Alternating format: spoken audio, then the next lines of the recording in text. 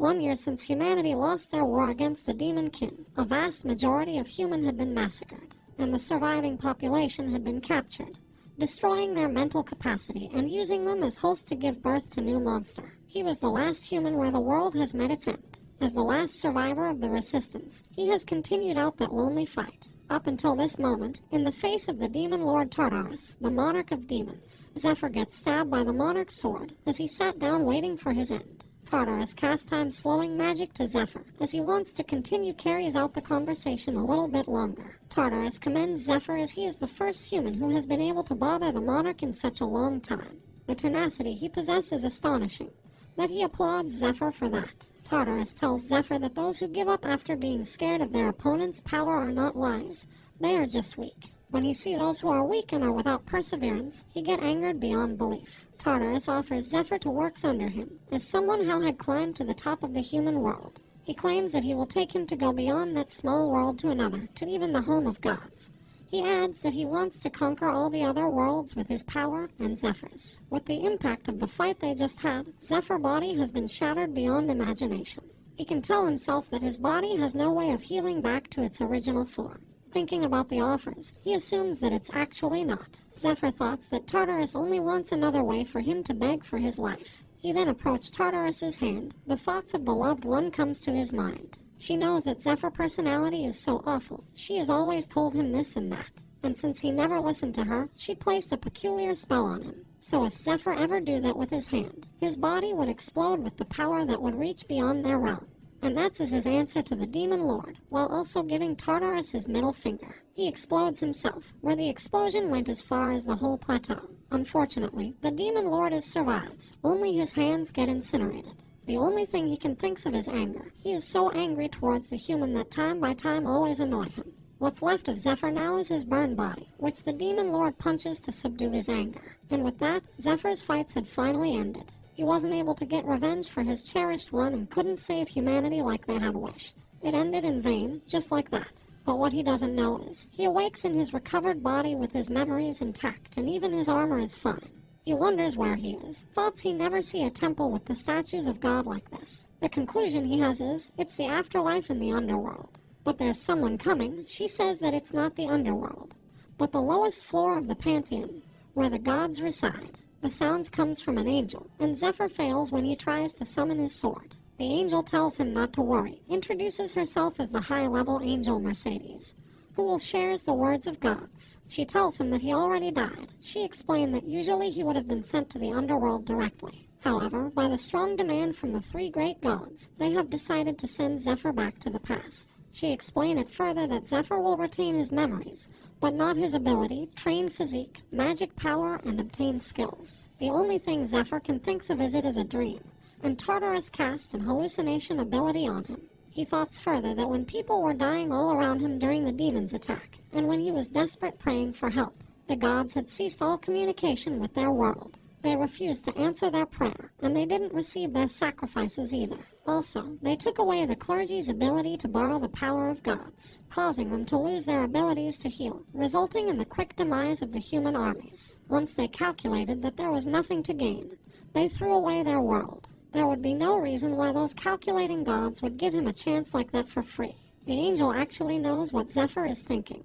and what the gods want is something a little more interesting to watch. Zephyr is mad, then shoot him on a punch, threatening the angel, doesn't even want to listen to the angel's explanation. He is so mad. To the gods, when Zephyr and everyone he loved fought with their lives was just for entertainment for the gods. As he going angrier, the angel summons the gods' power. A massive leg appears, stamping on Zephyr. The angel then explained, by providing his own self-worth, that is the only way that he can receive what he pleases. That is the same for humans and other species alike, as nothing can be free in this world. She explained further that there is one god that has been strongly demanding for his return for another reason. It turns out that Tartarus took his anger towards the angels. He wants another fight as he doesn't accept the fact that he got hit by a mere human. Then the angel asks again, does Zephyr would take the offer? And it's obvious now, as he says it. If Tartarus really wishes to die, Zephyr will grant that wish. So the angel starts the spell, as Zephyr thoughts that even though it's an opportunity given by the disgusting gods, an opportunity is an opportunity. and he will take that opportunity to take his revenge on the demon god Tartarus, and to all the gods who look down on him like bugs. The next thing he knows, he wake up being called Rookie. There's a man pours water on top on his head. Zephyr thoughts that he feel like he has been seen them before. Looking at the stigma, he remember when he was a slave of the temple, 10 years before his fights with the demon god. The first thing he does is to look for a place that no one's around, then open the perks for being returned to the past. He gets headache as the information comes into his head all at once. Either it's top-class skills and items, and even abilities that were implemented as actual skills. Zephyr is happy and thoughts how crazy it is for them to give out something like that. Then the supervisor of the slaves find him out.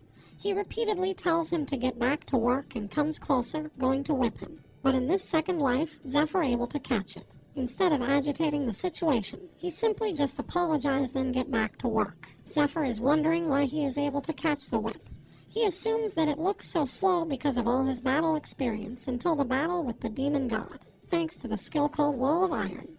Not even there's no scratch on his hand. That skill is the first perk he gets, drastically increases defense power, and makes him completely ignore his damage that is lower than his defense power. Lastly, the passive skill will cause him to not tire out easily and could do the mining work all day long.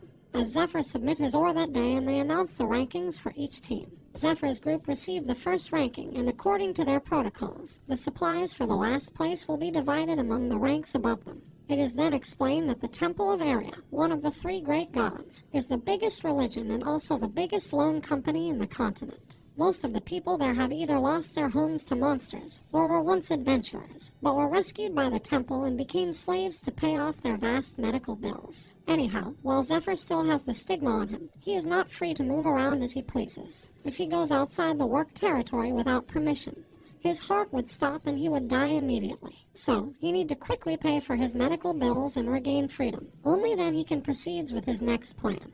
While also thinking about his past lover, Altair promises that he will protect her this time. Zephyr then comes to the stall, asking to get recovery potion, and he dump all of his money to buy the recovery potions. Even goes as far as taking a loan to pay for it. He explains that the recovery potion, that recovers a small portion of one's health, has a hidden effect where one's magic power increases if one drinks a large quantity. And the other perks that Zephyr has called the Vision of Hermes, which drastically increases the effect of all potions by 500%. Day by day, he repeats the same process on mining to earn money, drink the recovery potion, and trance. One day, he reports to the mining supervisor that he heard a monster's cry, so he asks the supervisor to call the hunter team, then he can lead them towards the place where he heard the monster cry. It is then explained that the monsters are beings that were born from warps within magic. Since most monsters were hostile against humans, they had caused so much damage. However, they also gave humans a second chance. The crystallization of magic within their bodies, the magic stones, the bone and fur used as material for items. And before they know it, monsters had become a precious material that they couldn't live without. That also meant that dungeons were to be home for monster. While also dangerous, they were also like treasure chests waiting to be discovered. While hunters sometimes are slaves that were selected and chosen for their combat prowess and specialization in hunting. To compensate for the facing the dangers that were monsters, they had a higher base pay, and were paid with incentive based on their progress. Zephyr gets back to the stall to buy recovery potion, but the stall owner refused to give him more loan, because of his rank is too low and maxed out his loan limit. Then a priestess offers him money if he would sell his organs, and of course for the sake of getting stronger he accepts the offer, and the stall owner gives him a whole pack of the recovery potions. Zephyr chugs it down as the priestess thoughts that he is crazy for drink it all. As he finishes drinking it, the hunter team arrive calling out to him. The leader is Go, then he introduces the team, and Zephyr says that even though he don't have night vision, he is able to use mana detection, which enable him to spread mana in a wide field and heighten his sense. He explained that in order to go deep into a dark dungeon without attracting attention from the monsters, it's crucial that one has that kind of skill. As they prepare to go to the mine, Zephyr also being tasked to be the porter. It is revealed that Zephyr gets transported to the hunter team after a month the dungeon in the mine was cleared. As he remembers it, he knows at least one of the team members, and if things were to go the same way, 2 of them would die in the dungeon. Now, Zephyr plans to use them for his own advantage. At the entrance of the dungeon, there are another team waiting as they are the scout hunter. The leader gives the hunting team each a bracelet. He explains that the string bracelet laced with magic. And if something were happens to the hunting team while they are in the dungeon, the other bracelet that he wears will snap by itself. If that happens, he will request backup from the base. While the hunter team enter the dungeon, he also reminds Zephyr that he is with the reconnaissance team, and as long as Zephyr pays attention, there won't be any need for that. Inside the dungeon, wolves monster waiting for them. The hunters use stone to distract them, and when they close in and get behind them to finish them off. Their main role was to check if there were monsters and gathering information about the inside of the dungeon. Based on the information they collect, they would then create an attack squad that would have the necessary firepower to clear the dungeon. That's how things usually went, as the reconnaissance team was also made up of hunters with combat abilities, if they determined that it would be easy to handle. There are times when they clear the dungeon themselves right away. While the other members are not sure, Gold manages to convince them to do it, even after saying that they have dead weight that they have to carry, calling out to Zephyr. Gold then tells him to take out the supply he prepared earlier. It was hazelnut leaves and seeds, intended to be used as bait because it gives out the smell of female kobold. Since the smell is so strong, the kobolds in the cave would notice it right away, and when they ran ecstatically looking for mating, the hunters will lay traps to kill them. Zephyr remembers how in his past life he works together with Gold. As Gold wants to receive approval from others, he never had the chance to do so. But in this life, Zephyr tells Gold something before deciding to clear it. It was to clear the dungeon with traps, as Zephyr claims that he went inside the dungeon alone, telling Gold that the dungeon is only invested with small kobolds. So Zephyr suggests to clear the dungeon themselves, as Zephyr thought that it would be a waste to give up the chance to other people.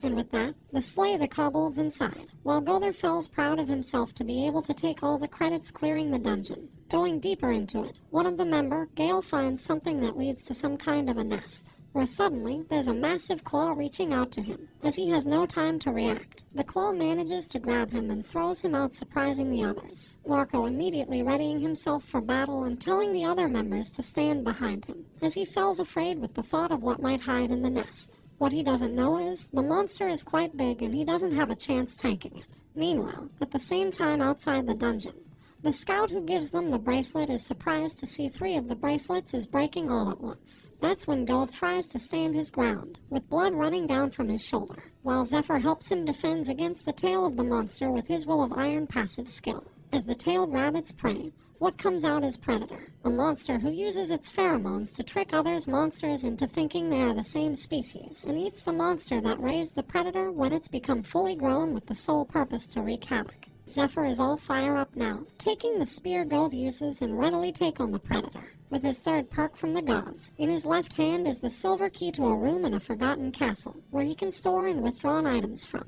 In other words, a subspace artifact. He uses it to take out Dragon's soul plant, which will make him calm upon consuming, and a cloth to tie up the spear to his hand so he won't lose it. Gold tries to stand up, thinking that there is no way a miner could stand up against the Predator. But then it screams, uses its skill inflicting fear deep down into Gold's heart. Gold then remembers the stories his seniors had told him when he was new. A few years ago, when an adult predator attacked a nearby village, it said that the villagers couldn't even blink and had to witness the event, because they were paralyzed by fear and couldn't even move a muscle. There was nothing they could do except wait for their turns. But what he witnessed now is so far from that story. With a spear in hand, Zephyr trades blow with the Predator. Because of the Dragon's soul plan he prepared, he didn't get affected by the fear effect, as he doesn't have enough magic power to slay Predator with sheer strength. He takes out a green substance, thinking that's more than enough to take care of Puppy like the Predator. He reveals that it is the Venom King Fade's 72nd venom and coating his spear with it, which Zephyr gets from his good friend, where he spent all of his life researching poisons. He says that it's better if everyone uses it, as he hopes that if his poison can kill one more piece of trash to save one more person. With the spear coated in poison, Zephyr stabs the Predator, making it screams in pain. It turns out that the lethal venom burial, which was made with the most common herbs, will enter one's bloodstream and spoils their organ, while also caused excruciating pain. That's also why the Venom King called a big sadist. As Predator tries to stamp Zephyr, he estimates that the venom will fill its body in 3 minutes, and until then he needs to stay alive. But he forget the fact that Predator can use its tail. As it swing it, Zephyr fails to defend against it and gets thrown against the cave's wall. Swiftly, predators came right in front of him with an open jaw, intending to shred him to pieces. But Zephyr has another plan for it. He throws another vial of the venom to its mouth before evading the upcoming attack. As it is not enough for him, Zephyr also land multiple hit at once on it, making it screaming even more and vomit blood. Looking at it, he has about a minute left until the poison spread, and coming again to the predator, decides to lay the finishing blow himself. Its tail swinging again, attacking Zephyr, but now he evades it and grabs onto it, propels him right on top on Predator. He let go of the tail, and with the spear in hand, he stabs the Predator in its head, making it cries out pain, and it even tries to swing its claws to Zephyr, but it only manages to break the pole of the spear instead of hitting him. Zephyr then takes the broken pole and stab it again on its head. As it was not enough to finish the Predator, Zephyr takes out a knife from his hip, stabbing the Predator on its head again. At this point, the Predator just rampaging around the cave in pain, trying to get Zephyr off from its head. The only thing Zephyr needs to do now is to take the final blow on it. So he uses the momentum from the swing, jumping in the air on top of the Predator. Armed with all of the recovery potion he drank all of this time, he uses a simple technique to envelop his hand in magic power. With a skill called Discharge, he punches the spear, piercing through the Predator's head. Gold, who witnessed it all, can't believe what just happened, thinking that with strength like that, Zephyr could easily move to the hunter team. He misunderstood that even Zephyr didn't win over his good side. Zephyr worth would have quickly been recognized anyway. But right now, Zephyr is nothing but a miner, and Zephyr needs a ticket in form of gold.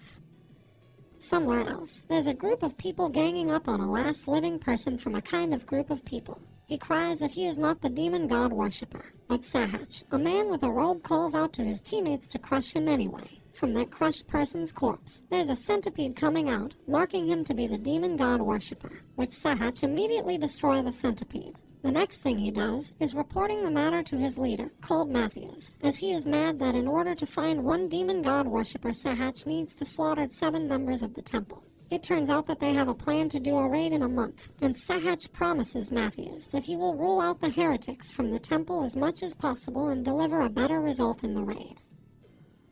Arriving at the Department of Human Resource, Gold nominates Zephyr to be a hunter in his team. The priest then processes the nominee. It turns out that in the cave, Zephyr asks Gold to talk. He wants Gold to not reporting the appearance of the Predator. While Gold is worried that might be found out, Zephyr takes the Predator's corpse into the Silver Room. It is then explained that the dungeons such as the monster's corpse, magic stone, items will be taken by the temple. The only things that slaves able to obtain is a bonuses based on the clearing reward and value of the loot. Zephyr then offers Gold a promotion. He will help Gold to advance through 3 more dungeons, and Zephyr will get all of the monster's corpses. While waiting for the ID tag for transferring to become a hunter, Zephyr thoughts the great raid with the Temple Knights.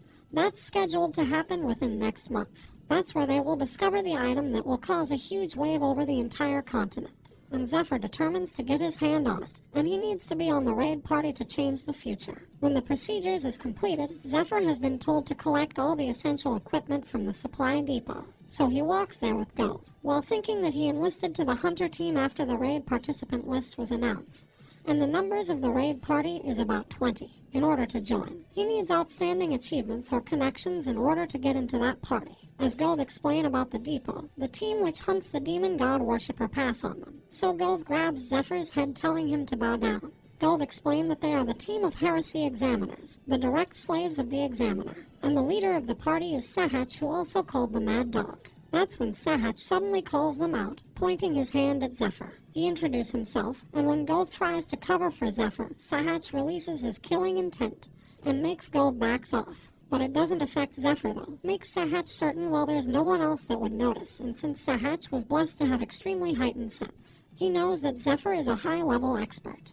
It turns out that all new slaves are performance tested prior to being assigned a department. A test in strength and magic. They always give one the opportunity to battle for the hunting team, since they're always in need of new recruits. But such a high-level expert was in the mining team, and was nominated to be transferred to the hunting team is simply unnatural. And all of Sahach's members swiftly circling around Zephyr. Sahach then hold him off, intending to ask a few questions. He asks whether Zephyr ever heard about a demon god worshipper, which it turns out only a handful of people knows about its existence, and no one knows them better than Zephyr. The demon god worshipper, believers that worship are the demon god Tartarus, who are the beings that would lead the humanity to destruction in the upcoming battle for human survival. They betray all of humanity. Sahach explained that he works under Lord Matthias, saying that he sees Zephyr are dangerous. With the simple words, Zephyr provokes them, saying that they wouldn't be able to hold their honor as something unfortunate will befall them. So, Sahach activates a spell called Red Field which buffs him, and the more the users of it on the field, the buffs also increases. While Zephyr uses a weird stance that Sahach had never seen before. In an instant, Sahach appears in front of Zephyr, uses Accelerate, and starts trading blows with Zephyr. Sahach uses Trust, which Zephyr easily dodges and prepares his own attack, but it only scratched Sahach's forehead.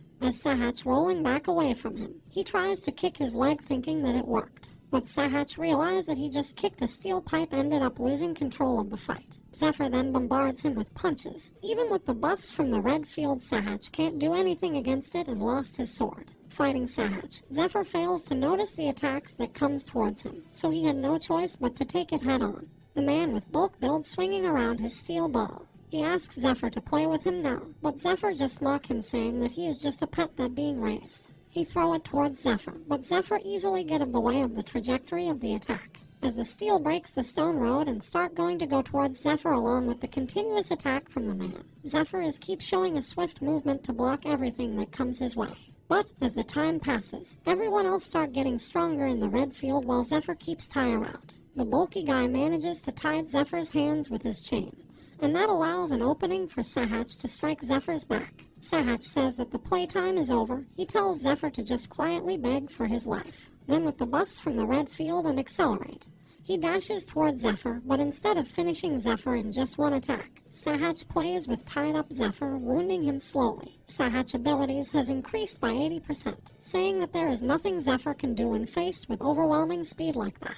But what he doesn't know is Zephyr watch every moves he made, where suddenly with the tied hands, Zephyr just stomp him, slamming him into the ground. Zephyr grabs Sahach's hair and lifting him up only to hit him again, adding that their teamwork is trash as Sahach keep flying around like a fly, which makes the bulky guy had no opening to land an attack. Then Zephyr faced the bulky guy again, asking why he is so far away from him while having such a build. Zephyr then uses his aura to draw the man closer, and consecutively attack the other members at the same time with the steel ball. In the end, the heresy examiners are all defeated. Sahach asks Zephyr whether he is really a god worshipper, which Zephyr brushes off, saying that Sahach doesn't have the right to hear the answer. Meanwhile, a man with a red hair watching them fight from the temple, as he is surprised to see Zephyr, thinking that Zephyr is someone that has been sent to hunt him. After the fight, Zephyr goes somewhere to deal with something else, walking towards an empty alley. The next thing that happens is he breaks down in pain, from a side effect of mana freezing when his mana is depleted. Then something shows up in the sky, marking the sign of the collection is about to start. Zephyr faces the spirit of Shylock, saying that under the authority of the god of Lone, Uzra, adding that he has confirmed that Zephyr's mana has fallen to 0. The skill Wall of Iron will start its collection. It turns out the passive skill Wall of Iron isn't just a skill that increases defense and endurance. The reality is during the skill usage, the fatigue and damages will pile up in a debt. When the user's mana has reached 0, the accumulated damages are regained in full like debt from a lone shark. Mana adventurers have used that skill to challenge higher level dungeon, and met their untimely death. The god of Lone, Uzra, the double-edged sword that feasts on the destruction of humans. Skylock then calculating the accumulated damages Zephyr had suffered. As the calculating completed, he summons a massive bell to stomp on Zephyr, but Zephyr knows it well, and start going for his emergency recovery potion he hides in his hand. With the bell about to fall right on top of him, he drinks the potion and Shylock confirm the mana Zephyr has, then cancel the collection and disappears. Zephyr then laughs at Uzra, saying that Uzra had underestimated him, adding that he comes prepared for things like that, since he is the pro that survived for a year even after humans went extinct. He doesn't forget to provoke Uzra, thanking him and giving him the middle finger before he passed out. While Uzra is so mad at him, having to learn that he had been played by Zephyr. The next thing Zephyr knows, he wakes up being tied in a bed. What welcomes him is the priestess that gave him loan. Due to the loan that Zephyr takes for buying all of the recovery potions before going to the dungeon is overdue for an hour. The priestess knows that Zephyr is going around doing dangerous things, making her so mad, so she decides to collect the collateral for the loan, which is Zephyr's organ. Now Zephyr is having a hard time remembering the name of the priestess, as her men preparing to cut his arm off. Once he remembers it, he calls out to her and she tells her men to stop. She is surprised how come Zephyr knows her other persona, and asks him who he is. Zephyr smiles as she tells her men to go out from the room. She then asks him again how in the world Zephyr knows that name, which he offers, calling her the monster broker, White Rose. He then explained that she is a sister of the Shrine of Light, Anna Primrose, and the name of her other persona is the White Rose, who has a connection with the underworld and exchanges monster corpses, equipment, and information regarding people. It's crazy to attempt to clear a raid dungeon with only the cheap equipment one can find from the hunters. That's why he will need to negotiate with the priestess to get some gear. He then asks her to talk as he couldn't be happier that she has picked him up and tells her to untie him. Meanwhile, Sahach wakes up angry, throwing stuff around, scaring the nurse that take care of him. He is so pissed remembering Zephyr telling that he has no right to know who Zephyr is and determined to kill Zephyr himself. Knowing the ruckus, Ned, his superior, comes checking on him. As Sahach tries to stand up, giving him respect, Ned tells him to just lie down while also telling the healers to go out. Ned tells Sahach that he heard stories about what happened to him. As Sahach tries to apologize to him, Ned stops him talking by feeding him a knife into his mouth. He says that every single person that he came across today, for the entirety of tonight, was talking about the incident. Ned is angry that Sahach dared, in front of all those slaves, get beat up like a useless dog. To make matter worse, Ned also mentioned that in the past 2 years, Sahach can only manage to find 2 demon gods worshiper. Sahach can only kneel in front of Ned, trembling to ask for one more chance, begging as he will do anything. Ned then tells him to not let those who have brought them shame live, as Ned will decide what will happen to him after he does that. And Ned gives him a mysterious package that contains a demon god worshiper starter pack. Ned claims he finds it in the room of the demon god worshipper, and explained to Sahach that he doesn't have the leisure to choose the means of doing his tasks. In the end, the mad dog Sahach, the enemy of all of those who are a part of the hunters, accepts to be one of the demon god worshipper. He is so ecstatic to have another chance, claiming that he won't be the one that dies. Instead, Zephyr will. It is then revealed that Ned is a disciple of a demon god worshipper official. He knows that Zephyr uses his school's martial art techniques, while the only people who know those techniques are his master and the 4 brothers. He plans to use Zephyr to get rid of Sahach, while thinking if Zephyr is not on his side, he can just get rid of Zephyr himself. Back into White Rose's dungeon, Zephyr takes out the predator's corpse that he saves in his silver room.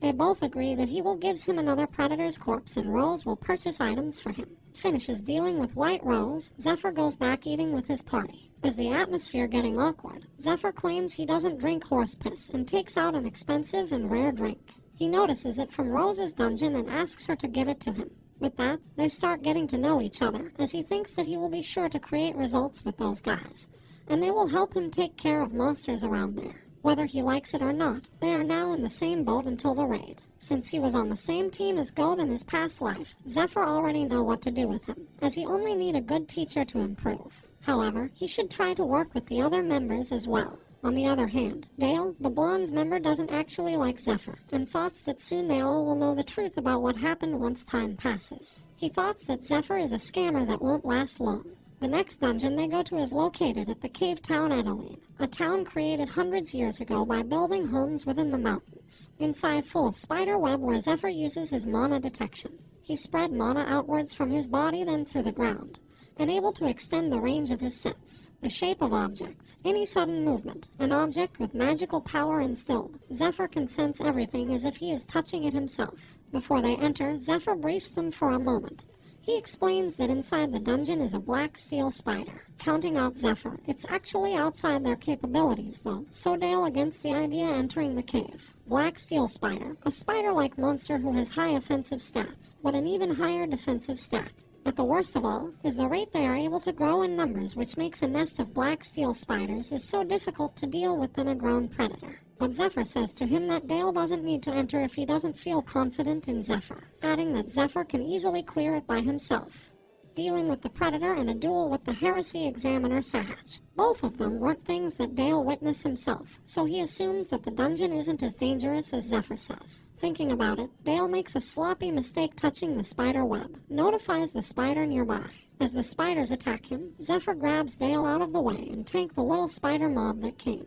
With Zephyr's passive, the spider unable to bite his hand, and he tells the members to gather close to him to deal with the spiders. Even though it's just small spider, the web is still hard to deal with, which will root them if they are not careful. Fortunately, Zephyr instructs them to cover their weapon with cloth to shake off all of the spider webs, and it's working. With a mana punch, Zephyr obliterate all of the spiders that attack them. Zephyr thought how that is pretty normal happening to him, even in his past life. He constantly has to train soldiers. There were plenty of them that didn't know what to do, even if he told them the specifics. Since Dale was able to concentrate on taking care of the problem after messing up, it's not that big of an issue, and it's better for Dale to experience things for himself rather than Zephyr tells him everything. The next thing they need to deal with is the bigger spiders, well before Zephyr told them that the flesh near the stomach area is softer than the back, suggesting them to go for it. And they did. While the tank aggro the spider, Dale and Gold keep going for the spider's soft flesh. In the end, the three of the original party able to defeat the spider, and Zephyr commends them for it, saying that it's not that bad for their first time dealing with the spider. While being broken and knows everything, Zephyr kills a truckload of spiders, while the three of them only manages to kill a single one. Zephyr tells them to regroup and eat, as what's left from the dungeon is the boss. Gold asks him what he used to be before being a slave, and Zephyr claims to be an explorer. Gold rephrases asking whether Zephyr was part of large guild or an apprentice of someone famous, which makes Dale also curious about it. It instead reminds Zephyr that he is indeed an apprentice of someone great in his past life. But he doesn't tell them that. Instead, he asks them to finish quickly and breaking the spider legs to use as a weapon. He then tells them to go out as he will finish on his own, which they refuse to do so, saying that since they had gone that far, they want to stay and finish it together. And Zephyr explained that they are not going to do nothing as he give each of them a roll. So Zephyr goes inside the Spider Queen's nest. The breeding room for the queen has a special night spiders, where their sole duty is to protect their queen. From the silver room, Zephyr takes out a bunch of bags of ordinary flour.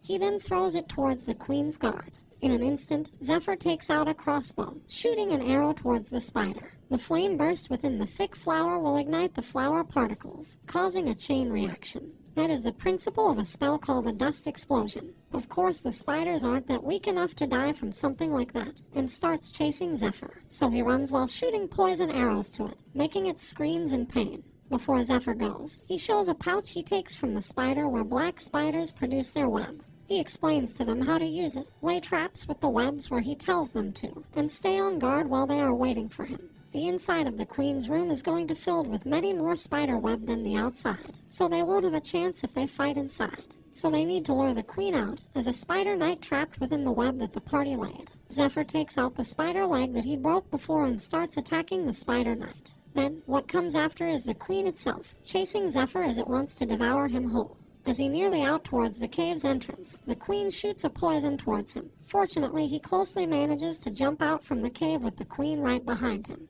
He tells everyone to start attacking, and with the spider legs in both hands, Zephyr also starts attacking it. Since the only one who can take the boss head on is Zephyr, he will be tanking from the front line, and the other party members will deal damage to it. Gold tells them that the queen's outer shell is the only hard thing while the inside is a bunch of nerves. So, with a knife he stabbed the queen's leg and hammer it to completely destroy its inner part. While Dale cover his blade with poison that Zephyr gave him, as he feels excited failing to notice the queen's sting is coming at him. Fortunately, Zephyr is able to hit its head hard and makes it miss its attack. He able to block everything that come at him, as the other members fails to follow what Zephyr is doing. Well, it's just like Zephyr said, where he explained that the queen spider will definitely stay on the spot that it initially lands on, because the queen usually stay in the breeding room to lay eggs, so it has a habit of limiting the movement of its back legs. And because of that, the space behind their legs are usually safe while most of its attack will be focused on targets in front of it. When the poison reaching its body, the queen starts rampaging, and Zephyr dashed forward right in the queen's stomach. He reaches the poison gland in her neck, pulls it outside, then ties it up with his belt. With that, it won't be able to use its poison for like 5 minutes, and Zephyr starts climbing on its arm and jumps up to stomp its head, shocking it. In the end, they manage to slay the Spider Queen, while Dale is the only person that notices Zephyr is the one letting them have it, and now he knows that Zephyr is really that strong. Looking at the queen's corpse, Zephyr thoughts how he can't get rid of the sign that the Spider Queen was there, so he decides to just take the bigger spider's corpse to give to Rose. Then suddenly, Dale lay out a carpet to him asking him whether he wants to rest and let Dale to take care of the rest. Now, thinking about it, with the three of them, things aren't too bad, as Zephyr can save some energy to deal with the spiders, and he can use them more in the future. But they wouldn't be able to help him dealing with what's to come at him in the future. Back at the temple, Rose deals with the buyer who buy the corpse of the predator. It is unthinkable for her to do shady deals inside a temple during the middle of the day, yet it is quite interesting to see. Zephyr thoughts that maybe there isn't a single naive person in this world that thinks that all temples are holy places, void of corruption. He then explained that the money that worshippers donate to temple continues to pile up, resulting in entire cities being constructed around temples. That's all because the temple knights and battle slaves make sure that monsters don't approach them. Walking together, Rose tells Zephyr that they are quite lucky to find a good price for the predator, though she didn't thoughts that he would bring black spiders that quickly. With that, she also gives him a silver alchemist set that he needs to use later. Suddenly, Ned appears from behind calling out to them. It reveals that Ned is one of only 12 Class 1 examiners, a skilled member acknowledged even by the temple, the direct superior of Sahach, and the one that beaten Sahach is right in front of him talking with Rose, which makes her anxious. He tries to take Rose away, intending to talk to her alone, but Zephyr gets in the way. Ned comments saying that now he remembers that Zephyr has a nice relationship with their Sahach. But Zephyr ended up provoking him, saying that his memories isn't that good, and he can't seem to remember useless people. They both then release their aura, making it clashes, each with their own strength. It makes Rose freaks out, as she can't believe it, the sharp magic energy come out from their aura clashing. And now she knows that Zephyr is not just a normal battle slave, which in par with the temple knights, or even beyond. Although Ned wasn't intending to go there to fight, he decides to have a little fun anyway. As they uses the same technique, Ned wants to know Zephyr's strength. But as they are going to strike each other, Rose uses the temple authority to command them to kneel. Bound by the stigma of slaves engraving, they have to follow those who are marked by the followers of the light, which is Rose. She then slaps Zephyr, asking who he is daring to do something like that, and she takes him away as she claims the need to teach him a lesson. As she walks away with Zephyr, she doesn't forget to tell Ned that Zephyr is her toy, and if he tries to do anything, she will kill Ned. Finding somewhere quiet, Rose explained that he can just fight everyone around him, adding that Ned is really dangerous as she is still shaking. Since Ned is a Class 1 examiner, there isn't a single person that knows how he fights, since all of the people that saw him fight are dead. She then keeps nagging as Zephyr is now her money printer, after that she tries to apologize that she slapped him, and tells him to be careful as she won't be able to protect him outside of the temple. Zephyr then brushes her off, saying that he was just saying hi to Ned, adding if Ned really does something, there is nothing she could do anyway. He then goes to the lab, leaving Rose behind. Meanwhile, Ned is in a bad mood that he has to feel the power of the engravement. He remembers when he's still with his master, where he tells Ned to have a slave engravement, and tries to refuse it. His master explained to him that their brethren who infiltrated the temple as priests were revealed and executed, and the only thing the demon god worshipper can do is to engrave themselves, so the followers of the light won't suspect him. He also adds that the mission can only be done by Ned, as his master claims that they found a way to nullify the mark. But Ned is not going to use it now and will wait for the right time. In faraway village, Sahach comes inside. He asks around on how much people in the vicinity, which a random person says that is about 50 people. Fully recovered Sahach then uses a red flute. Appears a demon behind him, where it immediately after the people around. The demon is feasting on the people while Sahach bathes in blood, thinking that with his power now, he will claim his revenge against Zephyr. In the laboratory, Zephyr uses all kind of ingredients, as he boils that ingredients together with the Spider Queen's poison, resulting in Poison King's number 61. He asks Rose to help him with something, as he marks something on a wood from the Arkan tree that is hard as metal. She doesn't have the slightest idea on how Zephyr is planning with the thing he gave her. Finishes marking the wood. He uses his mana to punch the log, splitting them to needles. He explained that they are called acupuncture needles, as in the East, it's used for medical purposes. Zephyr dips them into the two kind of poisons for 10 minutes. Poison is very simple. Its only use is to kill someone without much effort, or so everyone thought. But when the demon race invaded the world, and the gods confiscated the power they gave them, the only thing humanity can rely on is poisons. In an instant, Zephyr stabs a bunch of needles into his hand, but just because he is the maker of the poison, doesn't mean he is immune to the pain, and pain spread out to his whole body as the poison makes its way to his vein. Even with the great pain he feels, Zephyr immediately crosses his leg and cultivating. Internal energy flow quells the poison by circulating magic power. Zephyr can increase his stats to the next stage if he succeeds.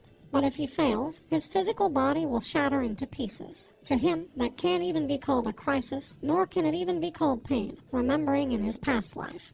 He had to battle Ned to death, or has to be powerless in front of the demon god. A few hours later, in the northern forest near the Temple of Light, there is a magic flare shooting high up in the sky. As a bunch hunters get chased by a pack of monsters. As they are not strong enough, they are unable to deal with the monsters. One by one, the hunters get eaten by the monsters like bird. The leader is the last man alive, and it's about 5 kilometers until he reaches the temple, which will take over 20 minutes. As he stumbles, he looks at the flock of the bird, thinking that he will be reduced to ashes in less than 2 minutes. As the bird strikes at him, they get struck by a dagger from above. A starfall-like meteor comes toward the man, making a huge explosion. It turns out it's Zephyr, who already succeeds in tempering his physical body, as the mana can be seen leaking out from his body. The flock come after him, but as he is getting so much stronger than before, he twists one of the bird's neck and rips it apart as it was paper. Looking at the remaining monsters that broke from the dungeon, he counts there are 12 birds left. He uses 12 consecutive attacks to them, and with every attack it kills every bird that remains. After dealing with it, Zephyr asks the man about the location of the dungeon, which he points out, telling Zephyr where it is, and he instantly goes there. The man regrets telling Zephyr the location of the dungeon, as 4 of his party members are died inside, and 3 that got out, leaving him as the only survivor. He regrets it so much for not telling Zephyr that the dungeon is dangerous, and he should have waited for reinforcements. But to his surprise, there are all kinds of screams can be heard from the dungeon. To put it simply, it sounds like a massacre. At the sunrise, Zephyr comes out from the dungeon, dragging the boss's head with him. With that, Zephyr thoughts how his body feels so light, as it seems his stats have increased by 2 or 3 folds, and his experiments is successful. After that, he shoots a green flare. A signal indicates the emergency crisis is resolved. On the other hand, Sahach has finished massacre one village after another, and as soon he reach a certain level while also being so determined. Only then he will take his revenge on Zephyr. A few days later in the temple, the news that Zephyr single-handedly cleared the uncontrolled cicatrice nest comes to the temple's head. What's more is the boss is a 30-meter-long boss. Matthias, the senior heresy examiner 3rd Division, informed Lucius, the head of the Temple Knights, regarding the incident where both the field investigation and the survivor's testimony match. Zephyr is really making himself appealing in order to participate in the raid about 20 days from now. Matthias suggests to Lucius that they should investigate Zephyr to check if he is a demon god worshipper. But Lucius prevents him to do so and order him to let Zephyr be, explaining that they won't be able to investigate thoroughly so as long as the demon god worshipper is useful to them. Lucius will use them anyway.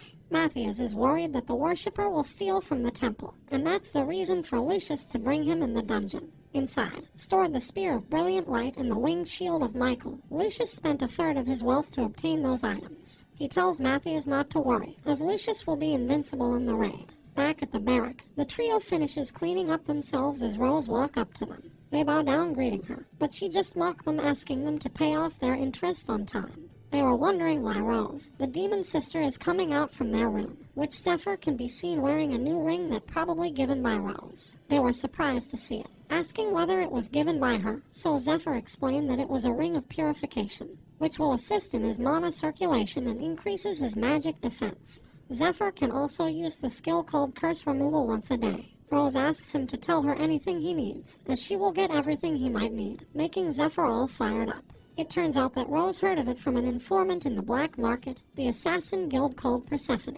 Using poison to increase their stats, they were legendary assassins that never missed their target with their remarkable martial arts skills and deadly poisons, suspiciously good hunting skills, and body reinforcement using poison. Everything's starting to fall into place for her. His dear customer was an assassin from Persephone. Due to an internal conflict, Persephone fell to ruin a few years ago, but she heard that the high nobles were their customers are looking for the survivors and the poisons they used, and the nobles are willing to use colossal amounts of money to obtain the best talent and the best poison. Thinking about it, she thought that she should support Zephyr to her utmost to make him hers, but Zephyr knows that she seems to have severely misunderstood it. Well, for him, it's a good thing if she spreads rumors about him, so that Zephyr's old friend can find Zephyr on his own. Not only Rose misunderstood, but Gold also seems to misunderstood about the ring.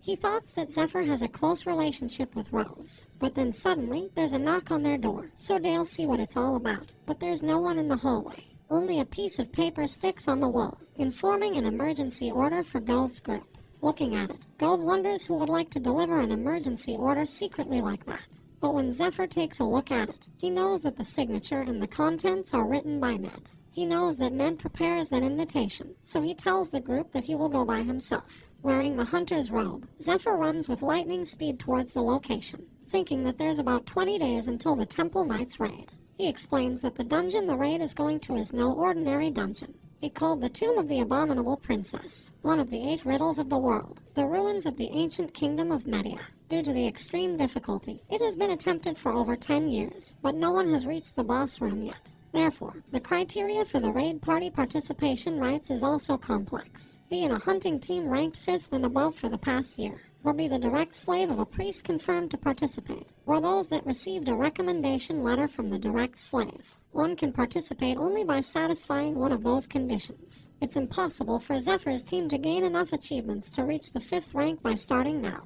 Therefore, in this life Zephyr will use Ned, because Ned is the direct slave of the heresy examiner Matthias. If Zephyr fools Ned and get his recommendation letter, then he can enter the raid party. There's no way that Ned, who received a mission that he cannot fail, would ignore Zephyr, who uses the same martial arts as him, and Zephyr knows that Ned must be already itching to test him. Does he think Zephyr is an ally sent by his master or a criminal who stole their sect's martial technique? If Zephyr is a force that Ned must bring along, he must know how strong Zephyr is. The voice that welcomes Zephyr instead wasn't Ned. It was Sahach, saying how dare Zephyr comes alone. So Zephyr wonders why Sahach is here, then blatantly tells him to go home, as Zephyr doesn't feel like playing with him. Sahach says that the pain from the scars on his mouth is because of Zephyr, adding that he hasn't been able to sleep soundly. So Sahach put up a stance, boasting as he will show Zephyr his new power. But with a lightning flash speed, Zephyr gets behind Sahach and knocks him out. He tells how stupid Sahach is, shouting for the people around to come out as he will take them on,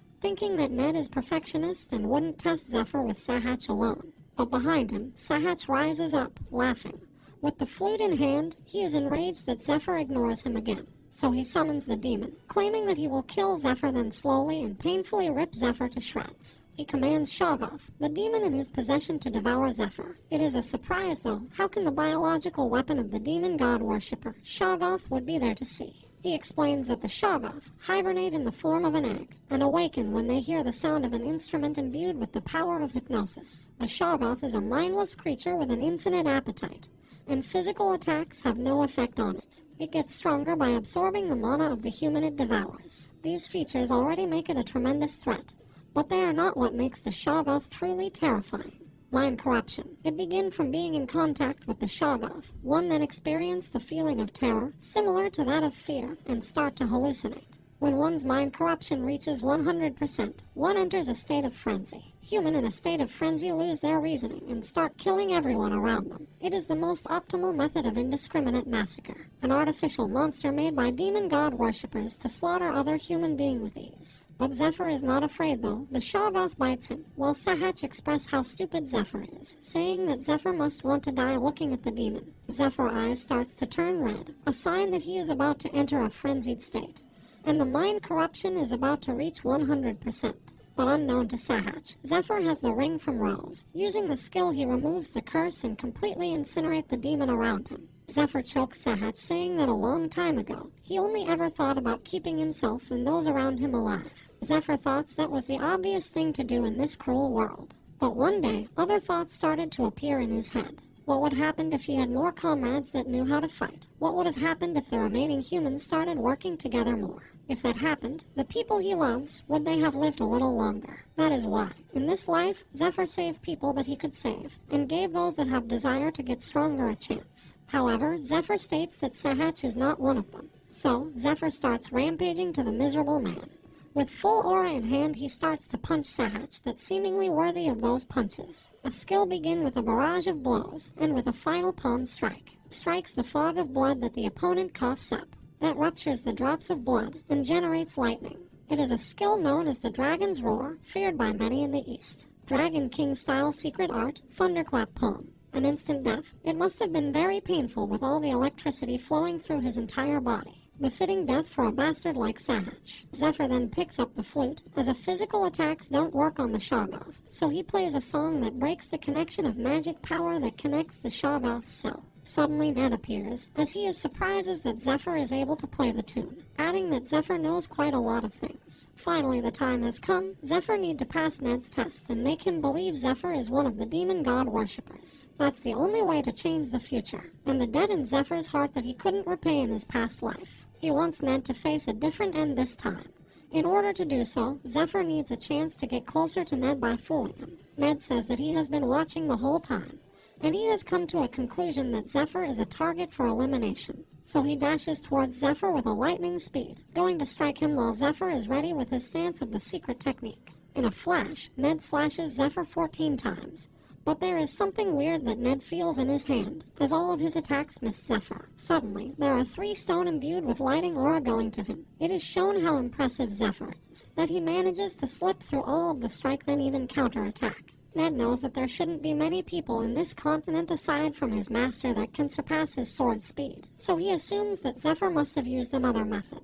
But Zephyr asks him why Ned is fighting an unarmed person with a sword. So he just dropped the sword and start his own stance as well. The two-person is facing off with each other with the exact same martial technique. Using the same principle as the thunderclap palm, Ned wraps his body in electricity and gains explosive acceleration. But those from the same clan know how to counter that move. Zephyr uses the counter with the exact power to completely negate Ned's attacks. Now Ned knows that Zephyr is the real deal, thinking that it makes it even more confusing as only his senior brother and he, who have been taught the secret art of the Dragon King style. So he asks who the hell Zephyr is. It is then explained that demon god worshipper, rank 9, master of the East, lone dragon. A man from the East who crossed the land of the demon, the Sahara Desert, from the eastern continent to here, the Aslan continent. He who rose up to the executive rank of the demon god cult with his mysterious martial art technique, Dragon King style, had 2 successors. One is the biological son of the lone dragon,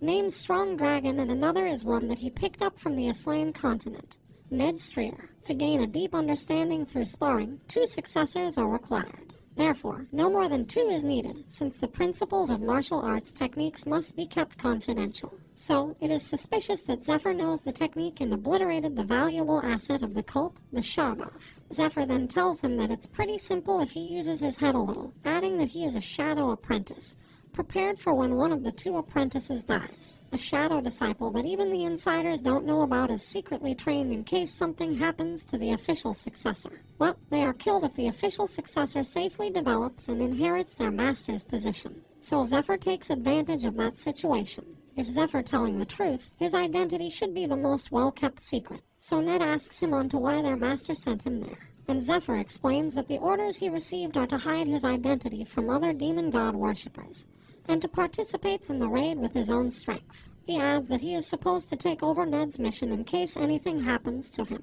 Ned asks whether Zephyr knows what his mission is, and he answers that Ned are going to run away with the dragon heart. It is then explained that there is a magic stone formed in the heart of a dragon, called a dragon heart. It is the greatest item said to give one power comparable to that of a dragon. Zephyr says that there's no way the Temple Knights can follow the electrical acceleration of the Dragon King style. The moment Ned gets his hands on the dragon heart, no one will be able to stop him from escaping. However, whatever Ned can do, Zephyr can do as well, adding that their master was anxious with just Ned on this mission. The reason why Zephyr defied his order and lured Ned there with something flashy was because the raid participation conditions were more complex than he expected. He doesn't want to take the hard way when the easy way is right in front of him. That's that, but Zephyr adds that in truth, he personally has something to tell Ned. Zephyr comes closer and whispers about the blood tears. It's the stolen treasure of Ned's family, as he is following his master in order to reclaim it and take revenge on the temple. The only ones that know that are his master and Ned. In the end, Zephyr says that he will tell Ned when he judged that Ned are trustworthy. So then Ned tells Zephyr that there's somewhere he need to go first, asking him to come along. On an abandoned building near the temple, Ned announces that he has brought the last one. Introduces Zephyr, sent by their master to assist in his mission to the demon god sect, adding that Ned has gone through the procedures to confirm Zephyr's identity. It turns out that Matthews is also one of the demon god worshipper, who will lead 40 of them that will follow the Lucius in the raid. While Matthews explained the plan again as Zephyr is the newly recruited worshipper. Zephyr thoughts it's so absurd that it's not even funny. They are different from Sahatch, who completely relied on items and monsters, or the past Zephyr, who had nothing but ambition at that current time. The demon god worshipper are all very strong. They are elite force formed for the sole purpose of executing that mission. Zephyr thinks if all of them have that much strength, then why are they following the demon god? While Ned thought that the fact Zephyr revealed himself means that his master does not completely trust him, let alone that Zephyr knows about the blood tears, and thoughts that the one his master trusts may not be Ned but Zephyr. But he convinced himself to not waver, as his master promised him that if Ned become an important person to his master, he will fulfill Ned's revenge. In a roundabout way, Ned needs his master for the sake of his revenge.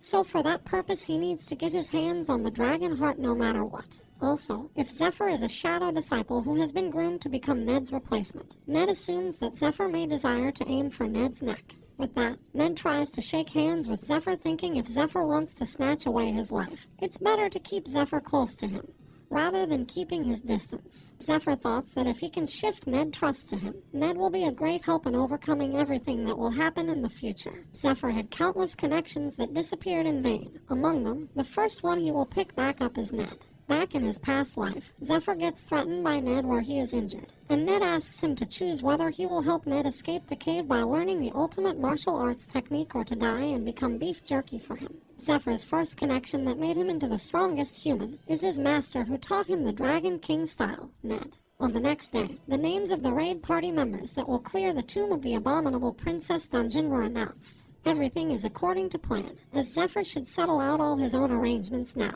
Although their time together was short, they'll understand that Zephyr has a goal, and that goal is much bigger than anything that the ordinary people can imagine. Zephyr tells him that as long as he trains himself to death, there will come a day when he will be able to walk alongside Zephyr, asking him to follow Zephyr then. With that, they bid their farewell, and now the two people who should be dead by now are alive. Looking at their shining eyes, Zephyr feels good since it means that he didn't make mistake. However, those guys are as good as dead as of now, because 3 years from now, if the demon god worshippers succeed in their summoning, many people, including those guys, will lose their lives. To stop that from happening, Zephyr must get his hands on the dragon heart. The next one is to come to Rose for equipment. The dungeon he is going crawled with living and moving skeletons. They do not feel pain since they are already dead and their bodies made up of only sturdy bones. Therefore, to defeat a skeleton, one will need to break them with blunt weapon. Additionally, Zephyr picks up a sword called Twilight Longsword, as the things he needs to worry about in the dungeon aren't mere skeletons. The Temple of Light that's trying to end the 10-year dungeon clearing attempt, and the demon god worshippers who will jump into the fray for the survival of the cult. Zephyr must push through them all and obtain the dragon heart. In other words, the entire party is his enemy. And one more thing, Ned still doesn't trust Zephyr yet. For now, even if he is telling Ned the truth, it won't be easy to convince him. So, if Zephyr fails to persuade Ned, and they end up fighting, it won't just end in the middle this time like it did before, because it will be until one of them dies. Now, an enchanter named Angelia comes inside. She will be imbued the sword that Zephyr takes with divine power, and it turns out that she is one of the greatest enchanters in the temple. With that, she enchants all of Zephyr's equipment, though he need to prepare to fight his party members. He can't slack off on preparations for the dungeon, and with that, his basic preparations are complete. Rose pays Angelia with the enchants, totaling 3,000 gold. Looking at it, Zephyr is surprised to learn that backdoor enchantment by Angelia only that much. He thanks Rose that he doesn't need to pay commission, and it turns out that Rose already prepared for some losses to score some points with Zephyr. Now, Zephyr thanks her again as she already helps him that much, saying that Rose was probably short on time as well, which makes her blushes, and there she goes, the first victim of Dragon God Zephyr. Then, he tells her that he has no more money left, breaking Rose apart in an instant. He claims that he is unable to find anything worth money, and he doesn't have anything he can give to Rose. In the end, he takes out the 2 poison he cooked. Looking at them, Rose freaks out, thinking that it was the deadly poisons of Persephone, so she begs him to give them to her. After giving it to her, Zephyr tells her to not sell them to the contact named Mole as he is dangerous, so he bid his farewell to her and goes back. The next morning, the party lined up in the training ground, and there are quite a lot of people that will go to the dungeon. Among all those people, only a few survived in Zephyr's past life, and it will be no different this time as well. The party leader, Temple Knight Captain, Lucius, arrives greeting everyone that lined up. The raid party members are as divided into vanguard and rearguard team, and they will be under the command of 4 individuals: the healer captain, Arno, rearguard captain, Leona, vanguard captain, Matthias, and the party captain, Lucius, the bearers of the stigmata that given by the gods, and called the Saint. He says that with that raid, they will put an end to the 10-year-long dungeon clearance attempt with that. He tells them to endure the harsh training that begin today, as the party members cheer up with him, praising the almighty area. At the special training ground, Shrieking Peak, Zephyr climbs up the cliff, thinking that the glory for the party members is only a gimmick. However, the true nature isn't some virtuous goal such as the action of a hero or for humanity, but purely for business. They engage in politics to gain the dungeon clearing rights, gather party members, gather investments for the endless expenses such as costs for labor, equipment, potions, etc. The preparations are finally finished and the dungeon is cleared after several years. Once the dungeon has been safely cleared, road and cities are built on the newly secure lands, and investors can reap the various benefits including the increased in value. That's the kind of large-scale business it is. The third great temple of the Temple of Light is nothing more than an outpost for St. Lucius to clear the dungeon, as the people who participate in the raid are nurtured and those selected for the raid are the elites who have received daily training.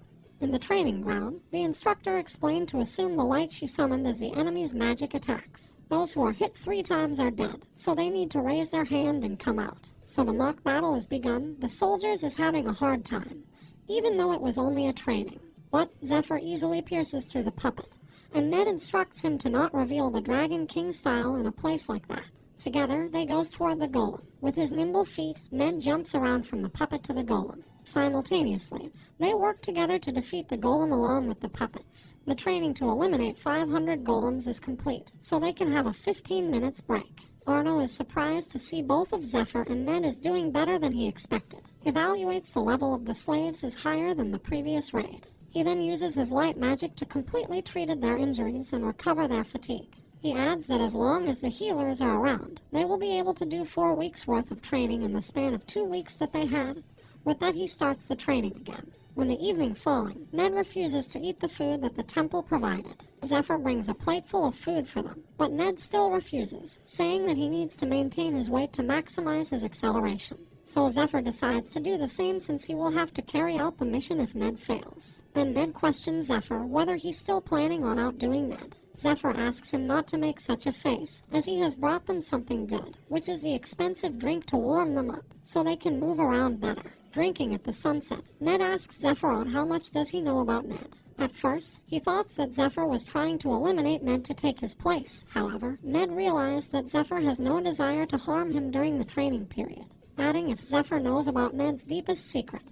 He should have demands things now, but he didn't. So Ned asks again what Zephyr means by saying that Zephyr will tell him when Ned deemed trustworthy. Looking at him, Zephyr thoughts that Ned is different. At first, Ned was blindly trying to kill him, yet being together for 2 weeks had an effect on their relationship. So Zephyr tells him that he is asking the wrong question. What should he ask should be where the blood tears is and who has it. So Zephyr tells him where the sword is and who has it. It is explained that the Strier Barony's heirloom, the demonic sword Blood Tears. It is a trophy that their ancestor obtained after defeating the demons of the desert. Once their ancestor offered up that sword to the king, he gave their family the title of Baron and ordered them to watch over the Blood Tears for generations to come. Ned's father tells him that one day Ned will become a Baron of the Strier family, as he will also inherit the honorable mission when that time comes. And his father encourages him to become a knight that befits that sword. But then, the temple came knocking, the Baron screaming for the temple to give back the sword as he only put the Baron title and estate as collateral for the loan. But not the Blood Tears. The priest explained to him that he'd given up his Baron title, and the Blood Tears belongs to the Baron, so he no longer have any authority for it, which makes him angry, then unsheathes his sword to strike the priest. But the temple's knight interrupts the attack. A knight chops both of his hands and the other stabs him in the stomach, while Ned can only watch his father getting killed in front of him. When the priest explained if his sword had reached the priest, harmed the son of Bishop who is noble blood, they would have to execute his son as well. That's 12 years ago, when the dungeon investments start to become excessive, but raids continued to fail. That caused the economic crisis dungeon bubble break. The Temple of Light made a fortune by selling deformed products, deceived investors, and maximized their benefits. Like Ned's father, the investor that bought products through investment, become penniless and forced onto the streets. That was all caused by the high-ranking priests, especially Priest Aldian, who scammed Ned's father, using their friendship as leverage and even took away his life. Ned searched all over the world for the blood tears, the symbol of his family, that he hasn't even heard a rumor of. What's shocking to him is that his master, the one who possessed the blood tears. So Zephyr explained that not long ago, Master told him about the identities of the demon god cult and the 12 apostles, the executives of the cult. The cult leader and half of the 12 apostles are high-ranking priests of the Temple of Light. As they depart into the dungeon, Zephyr plants the seed of doubts that Ned's master plans to offer the cult leader the dragon heart that he bring him. If that happens, they will no longer be able to touch his body forever, and Ned's revenge will go down the drain. Zephyr ultimately saying that they were deceived from the start. To say that Ned's master, who he considered to be his family, has been deceiving him. He thinks that there's no way he can believe that. But if it's not the truth, Ned questioned how does Zephyr even knows the words that his master said to him. So, he come into a crossroad, whether to believe his master or what Zephyr said. Before long, they arrive at the gate of the tomb of the abominable princess. Lucius opens the massive gate to the dungeon that the temple had been trying to clear for the past 10 years. The dungeon is divided into 9 floors, but as they are already familiar with it from the last 10 years, the party easily go through the gatekeeper of the 8th floor. This time, even though the monsters appear with different aura than the upper floors, they still excited to face them. Matthew's leading expresses how he will have fun. On the same time at the Temple of Light, Bishop Alfonso, Lucius's uncle, speaks with another priest, saying that they are in trouble since all of the combatants had left for the raid, thanking the other person for lending them his defense force. While Lucius was away on a dungeon, the ones who arrived at the 3rd Parish Great Temple were the Temple Knights dispatched from the capital parish. And the head of leader is Cardinal Aldian, one of the demon god worshipper. So the battle between the mobs of the undead with the mixed party of Temple of Light and the demon god worshipper. Going deeper into the 8th floor, appears another mob of bone golem which several times bigger than the ordinary skeleton.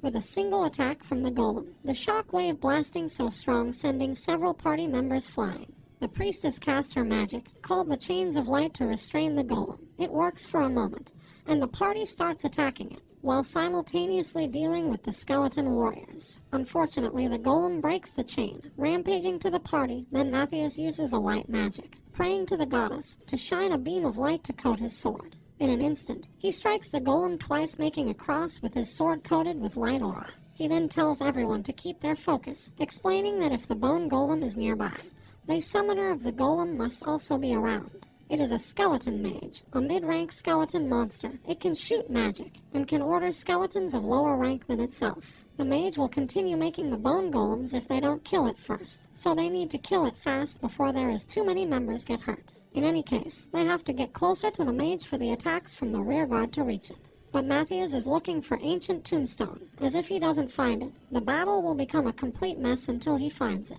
Suddenly, Lucius comes forward, telling everyone to step aside with the Spear of Brilliant Light and the winged shield of Michael in hand. He uses a light beam to completely decimates the whole skeleton army. In the process, he also breaks the ancient tombstone, an artifact that supplies magic power to the skeleton mage. Now, both Zephyr and Ned witness the power of the saint and a 2 million gold worth of equipment. And with that, they cleared the 8th floor.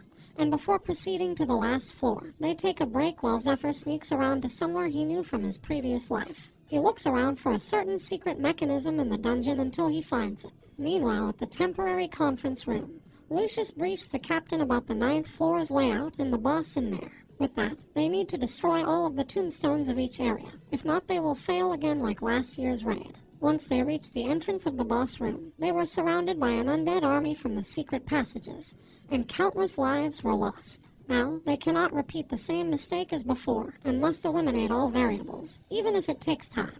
In this raid, the most important missions in the raid is to conserve as much of his Lucius's stamina as possible, and escort him to the boss room in his best condition. It's possible for him, in his current condition, to defeat the monsters, as a year ago in the boss room, looking at a single monster was enough to break their morale.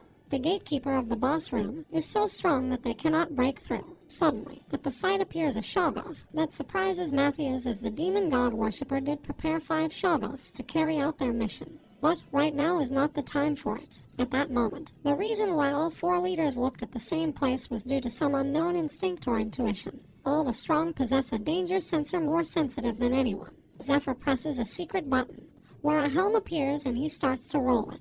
As he did, the layout of the 9th floor is changing. The floor is block moving in a bizarre way. Back at the gathering of demon god worshippers, the day before the raid party member were announced, Matthews explained the plan again to the members. He reveals that Lucius borrowed the legendary item of the Pope called the Stake of Faith. Lucius plans to use it on sticking it between the doors. After that, the demon god worshippers have to take care of Lucius and push him to the position farthest from the entrance. Then, after Ned steals the dragon heart and slips past the doors, only then they will awaken the Shoggoths. As long as they are able to create an opening, the boss will take care of Lucius for them. After that, they will come out of the dungeon and report to the temple that they failed to clear the dungeon. With that, he supplies the demon god worshippers with a vial that will allow them to remove the slave's brand, and also the flute that will control the Shoggoths. That's when Zephyr activates the contraption. He evaluates it won't turn into a complete disaster with all those healers, and calls out the Shoggoths. Before he goes, he shouts at the party to encircle them so it's easier for the healers to purify.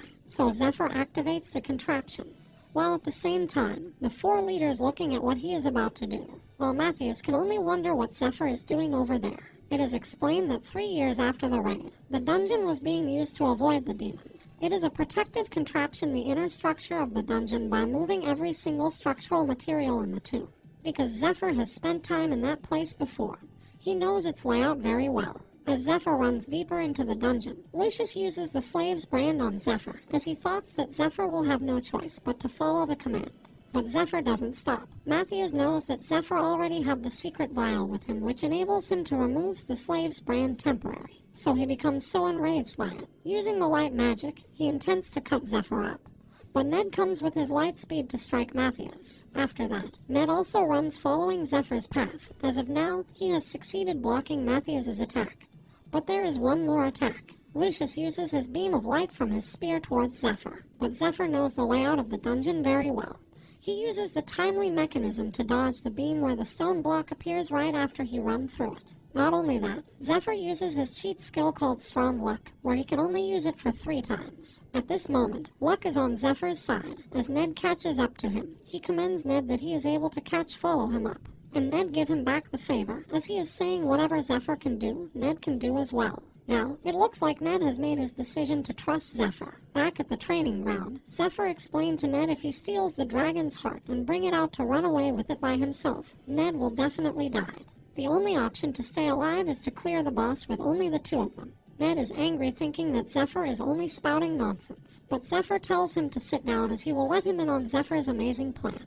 After he finishes, Ned thoughts that the plan has a high chance of success. The problem is credibility. So Ned asks, what does Zephyr means by saying that Ned will definitely die if he run away with the dragon heart? Ned explains if he runs with the Dragon King style, no one will able to catch him. Moreover, what if he becomes the owner of the dragon heart? So Zephyr tells him that the dragon heart can only be absorbed using a special method. If Ned recklessly absorbs it, he will definitely die. Secondly, the one who came to the 3rd parish temple as the carrier is Cardinal Aldean. If Ned doesn't show up at the meeting, Aldean's twin knights will hunt him down. The twin knights are one of the 10 strongest people in the entire continent. Not only that, the entire demon god worshipper will also hunt Ned down. Now, Ned decides to trust Zephyr with his plan, so they start bouncing around in the chaotic dungeon that constantly changing its shape. His nemesis, Cardinal Aldean, was an executive of the demon god cult, and he is close enough to his master to be put into such an important operation. It wasn't enough for Aldean to destroy Ned's life with a scam and to think that he has been deceived his whole life. Ned looks so furious with the thoughts of the demon god worshipper. A skeleton golem appears in front of them, so Ned uses his Dragon King style technique to kill it in an instant. He determined to destroy all of the demon god worshippers in the Temple of Light. Zephyr tells him to just focus on running, explaining that they will fail if they were even a second late. Zephyr understands how Ned feels, however, he can't afford to be swept along by his emotions. 10 seconds until Zephyr's strong luck runs out, they are about to face the gatekeeper of the boss room. The monster notices them and asks where his heart is. Not only that, he starts releasing his skill to strike them. As the aura blade comes toward them, Zephyr tells Ned to jump, and that's when they see the gap that leads to the boss room. So they evade the gatekeeper and slip into the gap at the last second, when the gap starts closing. In the end, they manage to get into the boss room. Ned is confused as he should be surprised or confused to be able to think they actually entered the boss room like that.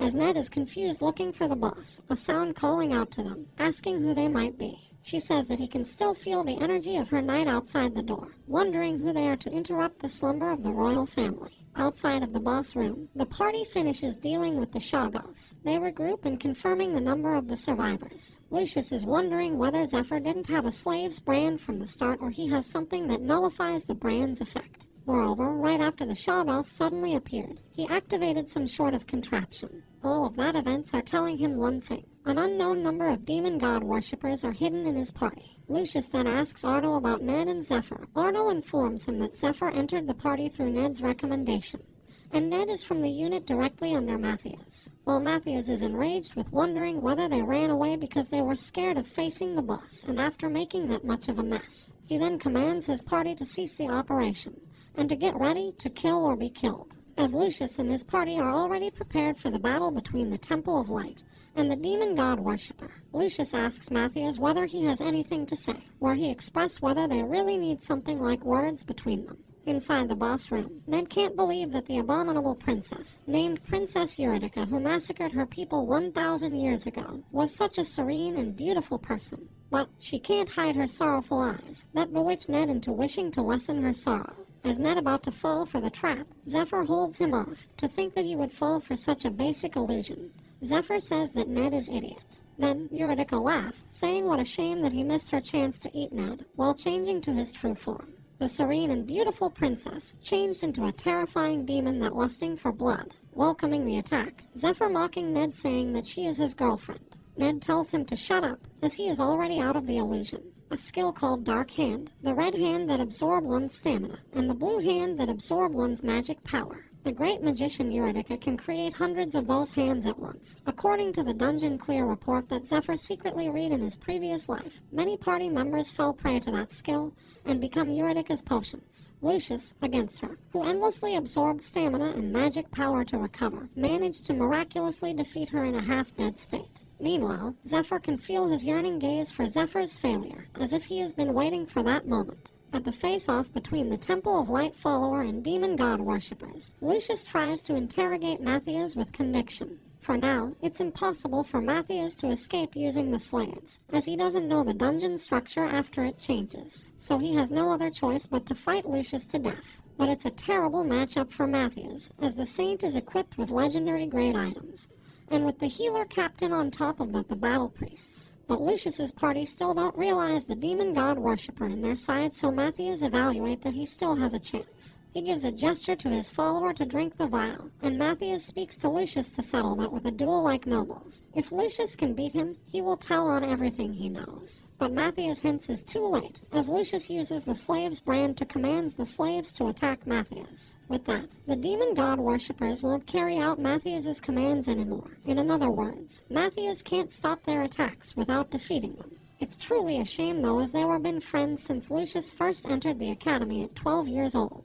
They overcame countless trials together until now, as he is 32 years old, and are close enough to understand each other without words. But to think that Matthias betrayed Lucius is beyond him. Now, Matthias has no other choice but to kill all of the demon god worshippers. From their corpses come out the insects that the demon god worshippers grow in their stomachs, the branded worm. Lucius expressed how disappointed he is, as he left the selection of the slaves to Matthias because Lucius trusted him, only to recruit the slaves from the demon god worshippers. Arno thoughts how Matthias is undeniably a force to be reckoned with, as it took him 30 seconds to take care of over 30 slaves. But the Saint Lucius is simply stronger. With a light chain he tied Matthias for judgment. He knew it wasn't going to be easy, but to think that Matthias's sword didn't reach Lucius even once. He wonders whether that was the fate decided by God. Lucius wants to at least hear Matthias's reason for the betrayal, but he refuses to answer and going to break the Stone of Revelation, a thing that allows Matthias to turn himself into a demonification form. Matthias thoughts if his fate is to be manipulated by the hands of God, and being human doesn't allow him to resist them. He determined to detach his life as human.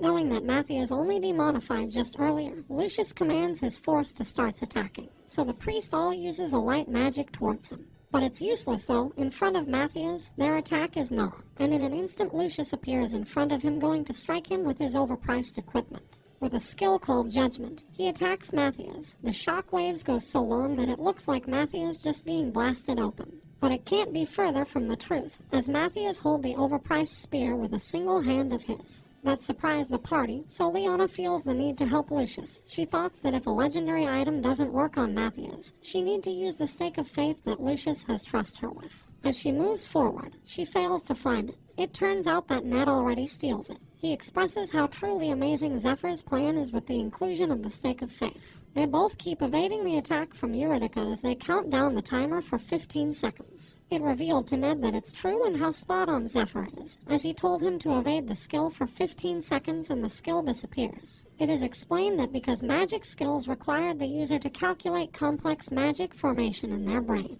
It will melt from overload if multiple large skills are used in succession. One must use smaller skill between the large ones to cool down the brain. Now, their chance come to attack, 1 step back and 3 steps to the side they evade her.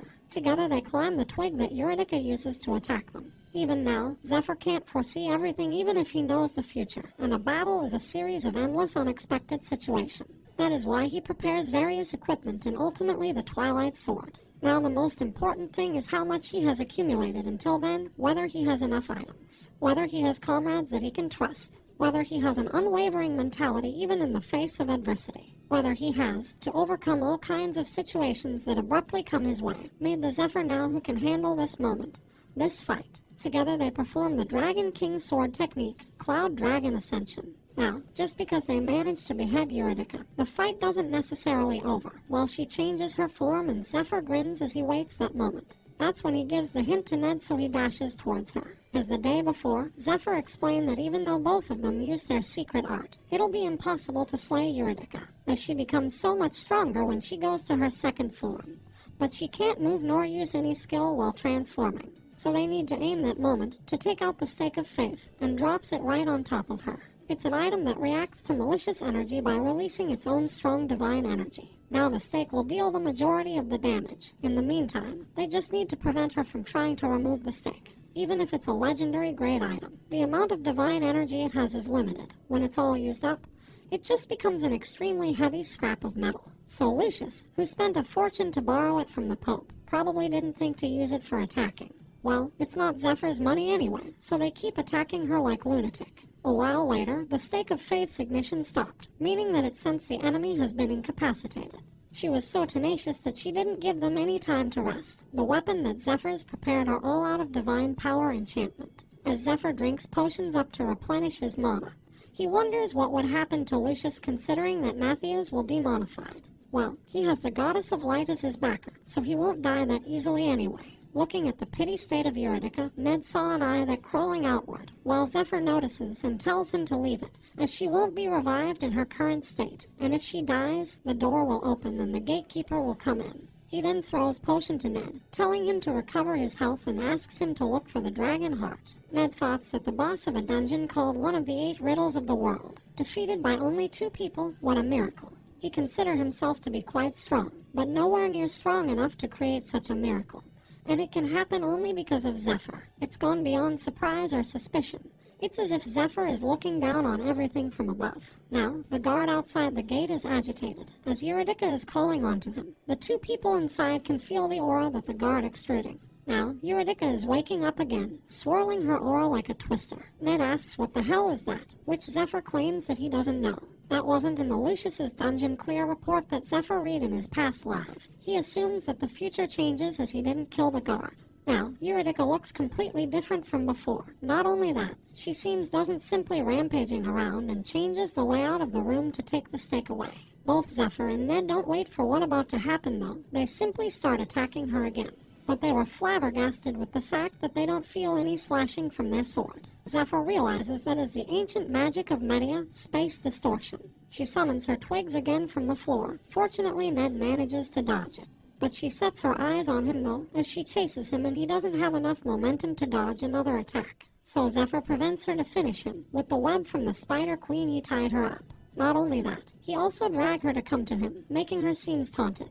Using a basic mana application technique to reinforce his hand, Zephyr swing her away from Ned. As a defensive skill, space distortion is invincible, but since it distorts the space around the user's attack also won't reach the opponents. Therefore, the moment when she is about to attack is also their chance to attack. Eurydice tries to hold herself from Zephyr that is trying to swing her around. Instantly, Ned comes right in front of her, vertically slashes his sword to cut her twigs. For a moment, he felt happy as the attack went through.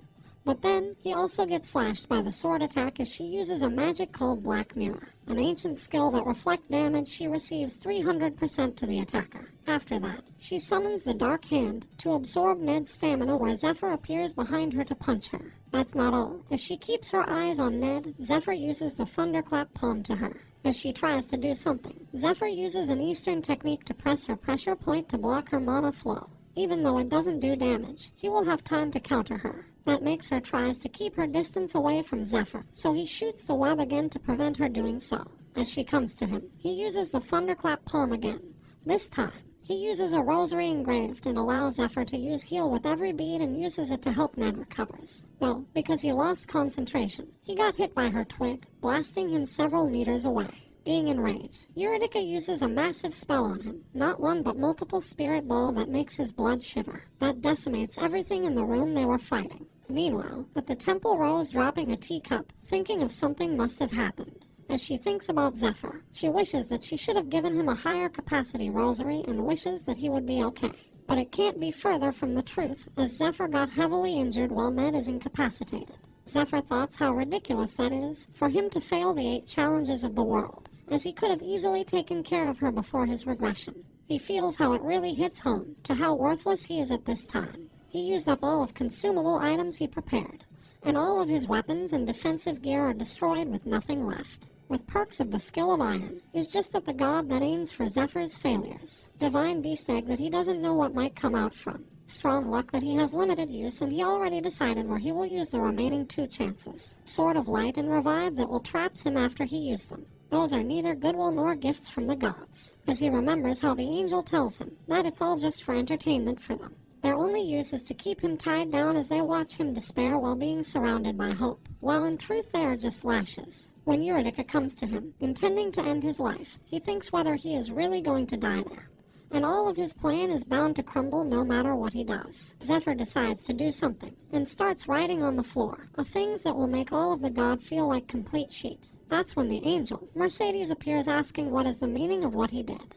adding why does a human like Zephyr know about the blasphemous symbol. In turn, Zephyr feels happy that he cast a bait and caught quite a big fish. The proof that the gods lost disgracefully in the past. That's all what Zephyr knows about that symbol. What he is certain about it is that the gods decides it to be a taboo, and that anyone who even draws that receives divine punishment and dies. Divine punishment is the principle of the world that automatically punishes those who break the taboo. In other words, the moment he completes that symbol, he will die according to the principle of the world. As of now, Zephyr, unable to sense Eurydice, thoughts that Mercedes must have put a barrier, and now he can recovers a bit of his health in the meantime. She then asks again how can Zephyr knows about the symbol, so Zephyr extorts her, asking her to pay if she wants to know that.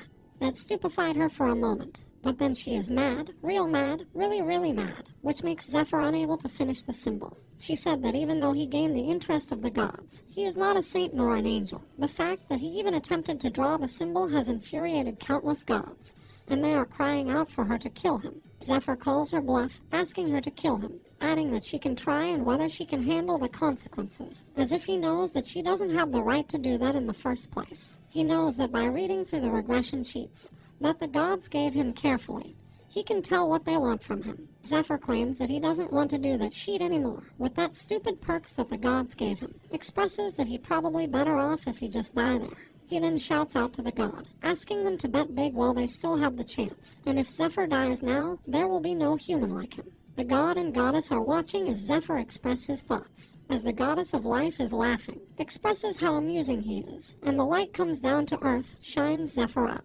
telling the angel the message. As the light subsides, the time resumes and Eurydice looks so excited that she kind of really wants his meat. But her left hand suddenly gets obliterated in a horizontal slash coming her way to slash the red and dark hand. It turns out that area, the goddess of light gives Zephyr the sword of light, which makes the other gods rioting to her, but she just say that she will add another weapon from her treasury to Zephyr later. Arcturus, another great gods, expresses how he did something unbefitting of one of the great gods. Though, he thoughts that he doesn't know what the demon god wants with Zephyr, so he will keep his eyes on the matter. Meanwhile, Zephyr faces Eurydice third form with the sword of light. even if she was a great magician.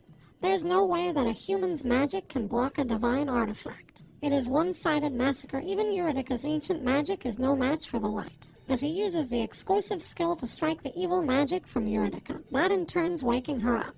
In the end, she falls into Zephyr's arms. With the curses removed, she is able to think and talk. She expresses how it feels like a dream, asking who he is to be able to drive away the evil within her. He confesses that he is her successor, one of the 12 heroes, Zephyr. A flashback to when Eurydica is still a human. A man presents the dragon heart to her, a heart that formerly belonged to the black dragon Kaiseress. She accepts it, and along with the heart, her heart also got snatched by the man. And at that moment, she believed there would be nothing but happiness for them.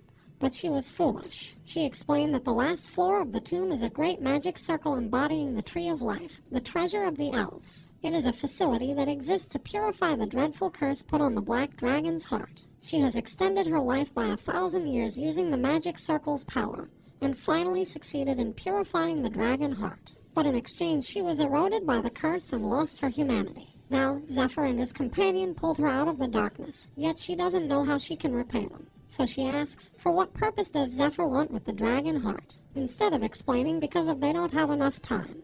He asks her to read his memories. She saw all of it. His lonely journey to fight the demon god, how the angel asks him to entertain the gods, all of his cherished comrades that he made along the way, and his process going 10 years back to today. Meanwhile, a traces of flashes in the path of the battle between the Saint Lucius and his supposedly best friend Matthias. The demon thoughts how amazing he feels to have an omnipotence power like becoming a god, barraging Lucius, who wears his overpriced equipment, when suddenly appears a magic circle on the demon god worshippers that sneaks becoming a priest. The centipedes bursting open from their chest as they ran toward Matthias. He uses a skill called Seizure to absorb the power that's stored in the branded worm from nearby demon god worshippers. Now, not only Lucius doesn't able to deal massive amount of damage to him, Matthias yet to get stronger. After that, he uses a skill that burns everything. Seeing that, Lucius knew that the skill is dangerous, so he tells his men to maximize their defensive skills. The fire is so strong that no one except one that defended by the overpriced shield are incinerated.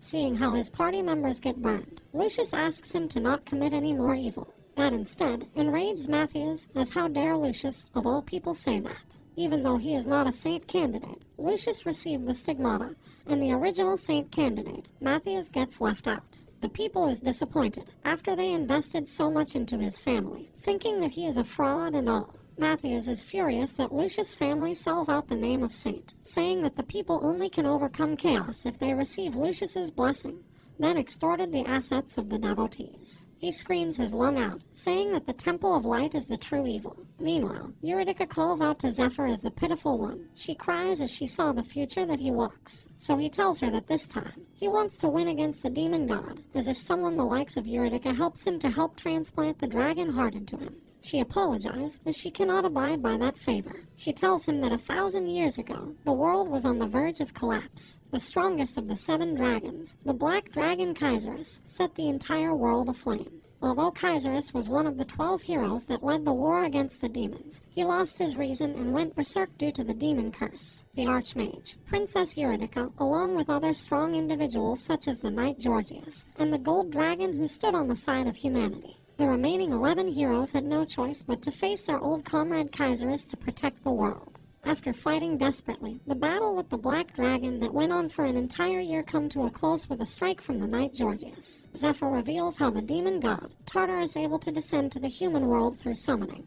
And that's the entire reason for the demon god worshipper. Her goals in the past and his current goal are the same. Eurydica thoughts how they are so different. She wonders why Zephyr reminds her of Georgius. He says how proud he is. After Eurydica and the gold dragon spent 3 years purifying the dragon heart, and after so many mock transplant, he is finally ready to be the first dragon slayer, and will have the power to protect the world. Instead, the transplant failed, and the curse ate Georgius alive. It turns out that the gold dragon betrayed them, making it as it seems the curse has been lifted from the dragon heart. At this point, it is unknown what his motive are, but he claims that he had fun being on the humanities side. However, he also has a duty that he must fulfill. Using a skill called Dragon Tongue, he commands Eurydica to keep her mouth shut for eternity, about the secret of the world that she learned about something else that's being censored. He says how unfortunate that they were too greedy for the dragon heart, adding that they could have spent their old days happily with their daughter if not for it. He also says that Eurydice's skill is quite marvelous, as the dragon heart was perfectly transplanted within Georgius's body, along with the demon curse hidden within.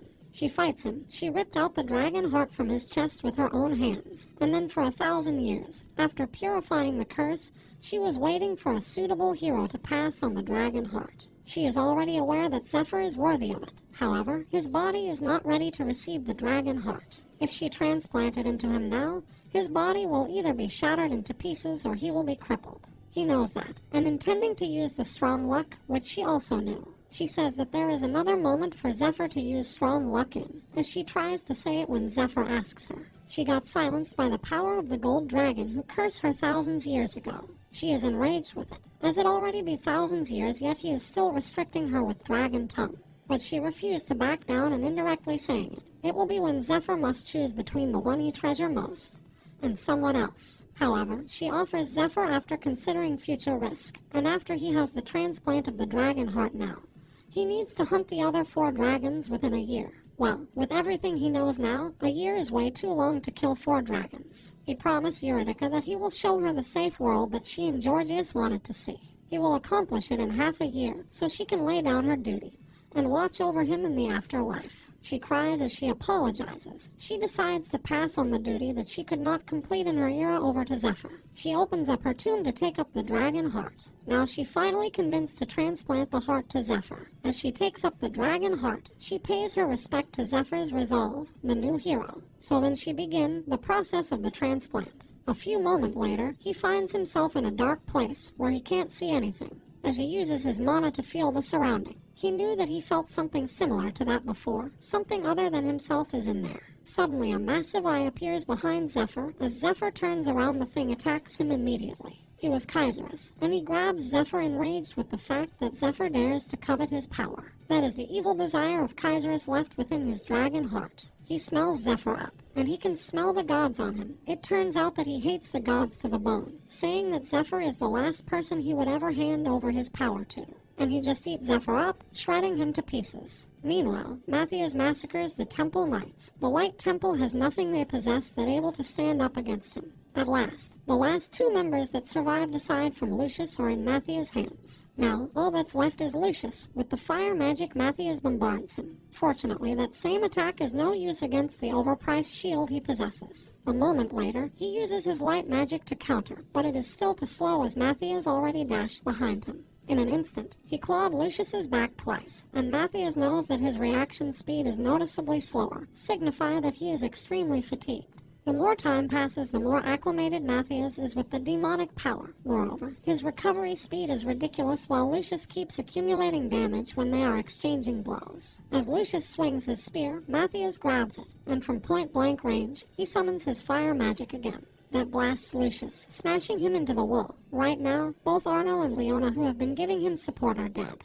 He has no choice but to use his saint power. However, he knows that he might end up in a bigger trouble if he uses that power. On the other hand, Matthias wants to end their fight, when suddenly the fireball he summoned disappears. It surprised him that a feather coated with a light power penetrated his fireball and annihilated it. In the end, Lucius uses his saint power to summon his future self, as he asks Lucius with how much of Lucius's lifespan will he offer for summoning that power. Lucius offers 1 month of his life, but the power seems to want half a year worth of his life to defeat the demonification Matthias. So he accepts it. Lucius gets powered up with all of the light he will ever need to defeat a mere demonification. At that moment, Matthias, the demon, feels afraid of the power Lucius possesses, as he supposedly is no match for Matthias. Yet, with a flick of Lucius's hand, he split open Matthias' chest. In the end, Lucius barrages him with the light's beam, decimating the demonification Matthias. Looking at his dying supposedly best friend, Lucius explained that it's a saint-exclusive skill called Glimpse of Glory. He borrows power from the angel that he become in the future in exchange for his lifespan. It's a closely guarded secret of the temple that only the power and portion of cardinals know. That is why average lifespan of a saint is around 30 years, because the temple always forced the saint into dangerous places for its own benefit. The position of saint is a brutal one, as they are nothing but jesters being played around by the temple. He then asks Matthias whether something like that would he greed it over to the point that he betrayed his friend and abandoned everything. Matthias laughs, saying that Lucius was not the only jester in that matter. He adds that the only difference between them is that the goddess of light acknowledged Lucius, but not Matthias. In the end, Matthias dissipated into dust, as his hatred towards the goddess remains in his heart. The next thing Lucius does is to heal his dying priests. He is bumped with the fact that from all of the temple's party member, only the 3 of them is alive. He says that the raid is over and orders them to go back. Meanwhile, the effect of the strong luck helps Zephyr to fend of the dragon's attack. He expresses that there is no need for her to intervene just because he spaced out for a bit. He knows that he is inside of his own consciousness. It is not reality. What most important in there is his spirit. All he needs to do is to recall who he was. His future self from his last life. The armor and power he possesses are coming back to him, and in an instant he jumps off towards the dragon, punching Kaiserus's eyes as he summons his sword. He expressed how that is not the first time he has to fight the evil desire of a dragon, including the one in his previous life. Kaiserus's evil's desire is the 5th that he has to conquer. He expresses how annoying the dragons are, telling the Kaiserus if he is dead, he should just let himself be absorbed, adding that as the dragons go out of their way to test people to see if they are worthy of the dragon powers. With full confidence, he tells the dragon that he will beat the shit out of him, and do as Zephyr says. Kaiserus says that the only top-notch thing about Zephyr is his mouth, asking him to come. With full power, Zephyr faced the supposedly strongest dragon in the world. Meanwhile, Ned awakes as he is confused with what in the world is going on right now in front of his face. He sees Eurydica is busy with doing something to Zephyr, and he seems to be unconscious. He thinks that might be his chance to attack the boss, but as he tries to stand up, his body doesn't want to move because he experiences mana freezing. Eurydica tells him that he shouldn't get up yet, and suggesting him to get some rest. Before that, she also cast a magic on him that makes him throws up. It was the branded worm that he swallowed, and Eurydica commends him, knowing that the worm is in its larval state. Signify that Ned has never used the branded worm's power, and he managed to obtain that level of strength purely through hard work. As he's starting to lose conscience again, she tells him that he will recover after a long nap. 3 days later, somewhere else in the dungeon, Lucius, Arno, and Leona is lost because the dungeon's layout had changed. Arno wants to leave the place immediately, but Lucius has another plan. He wants to look for the Stake of Faith, as he thinks that's the only way they can escape in time, knowing that the 2 slaves, Zephyr and Ned, were acting strange in the raid. Lucius assumes that they are different factions from the demon god cult, and they might be after the clearing rights to the dungeon. Now, he must find them and asks for the escape method. As they move toward the boss room, the guard knight welcomes them with his attacks. Lucius still manages to hold his ground, as the other 2 is wondering how can the Stake of Faith is inside the boss room while the gatekeeper is alive. Lucius is having a hard time dealing with the gatekeeper. He can only use Glimpse of Glory once a week, and he used it already against Matthias. He thoughts that it's finally his ends, as he feels afraid for not being able to see his family again.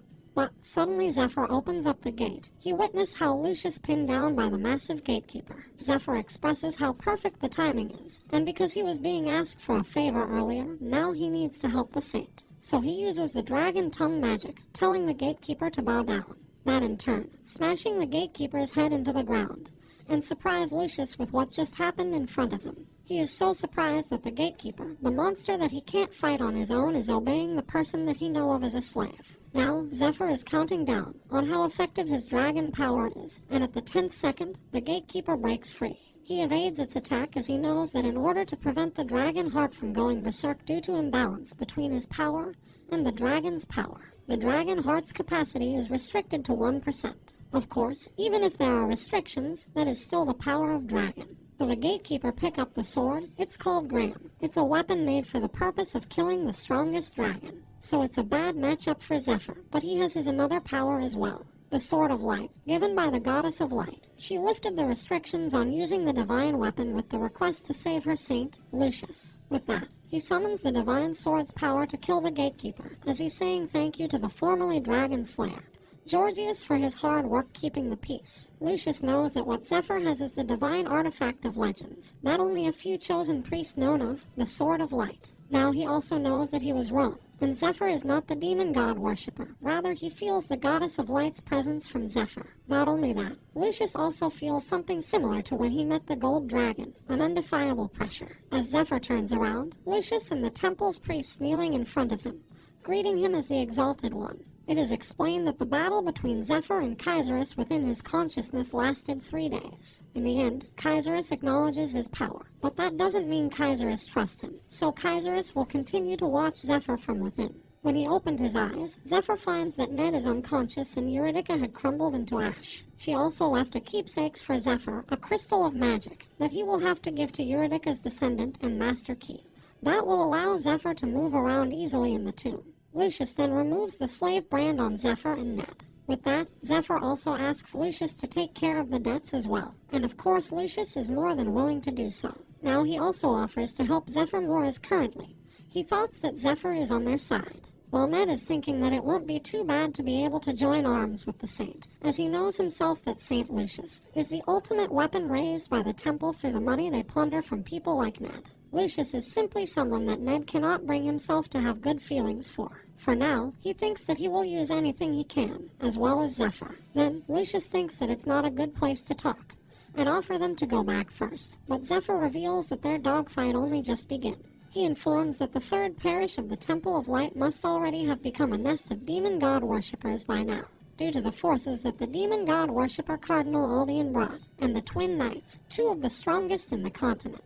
Even with Zephyr, who obtained the dragon heart, his strength is still constrained, so they need an ample preparation. Especially against Aldean, the situation won't simply resolve with just a battle. Zephyr then takes out the master key.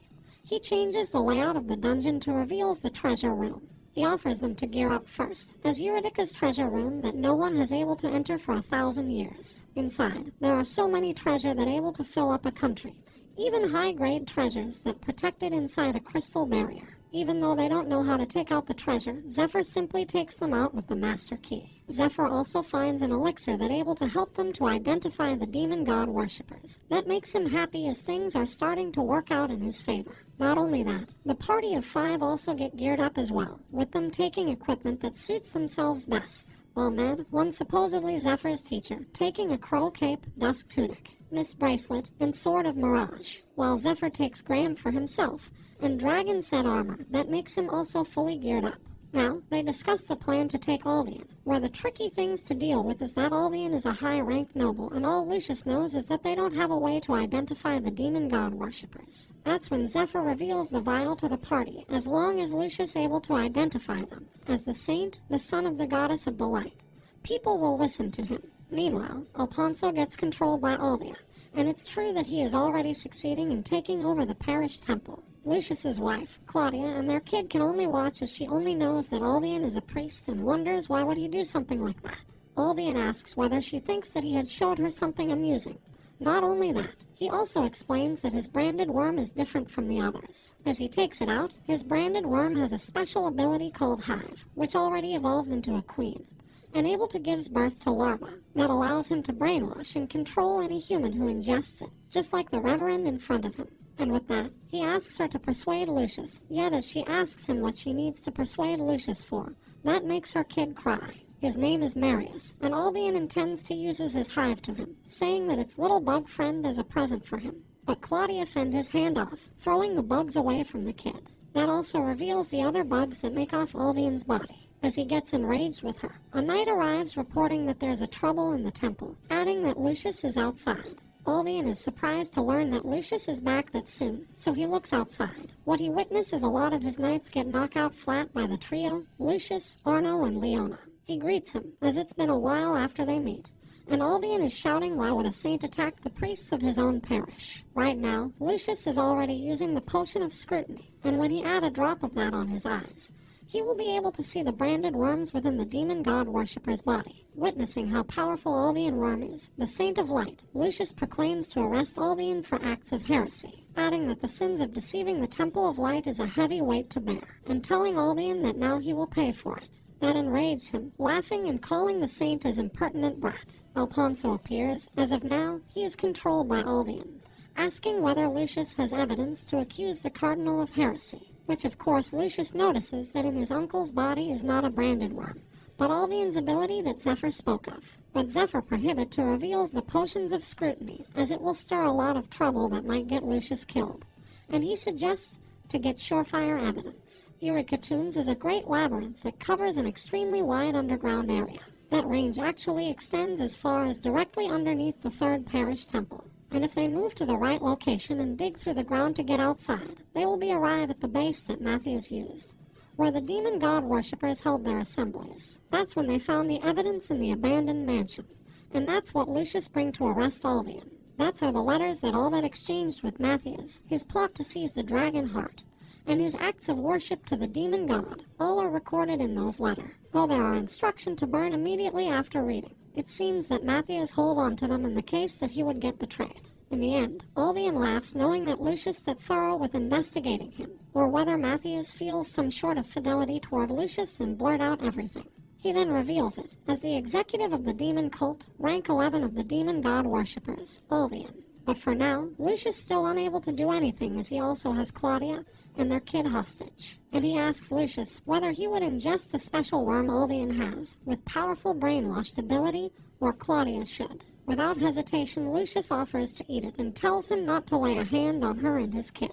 But in the end, Aldian decides to feed it to Claudia anyway, where suddenly Ned appears, stabs him from behind. It turns out that the mist bracelet able to hide his presence. That makes the twin knight fails to detect him. In turn, his sword of mirage able to hurt Aldian. His first priority is to save the kid and Claudia, so Ned grabs her intending to take her away. But the Gold Knight stood in his way, as if at that moment is his first time facing the older of the twin knights.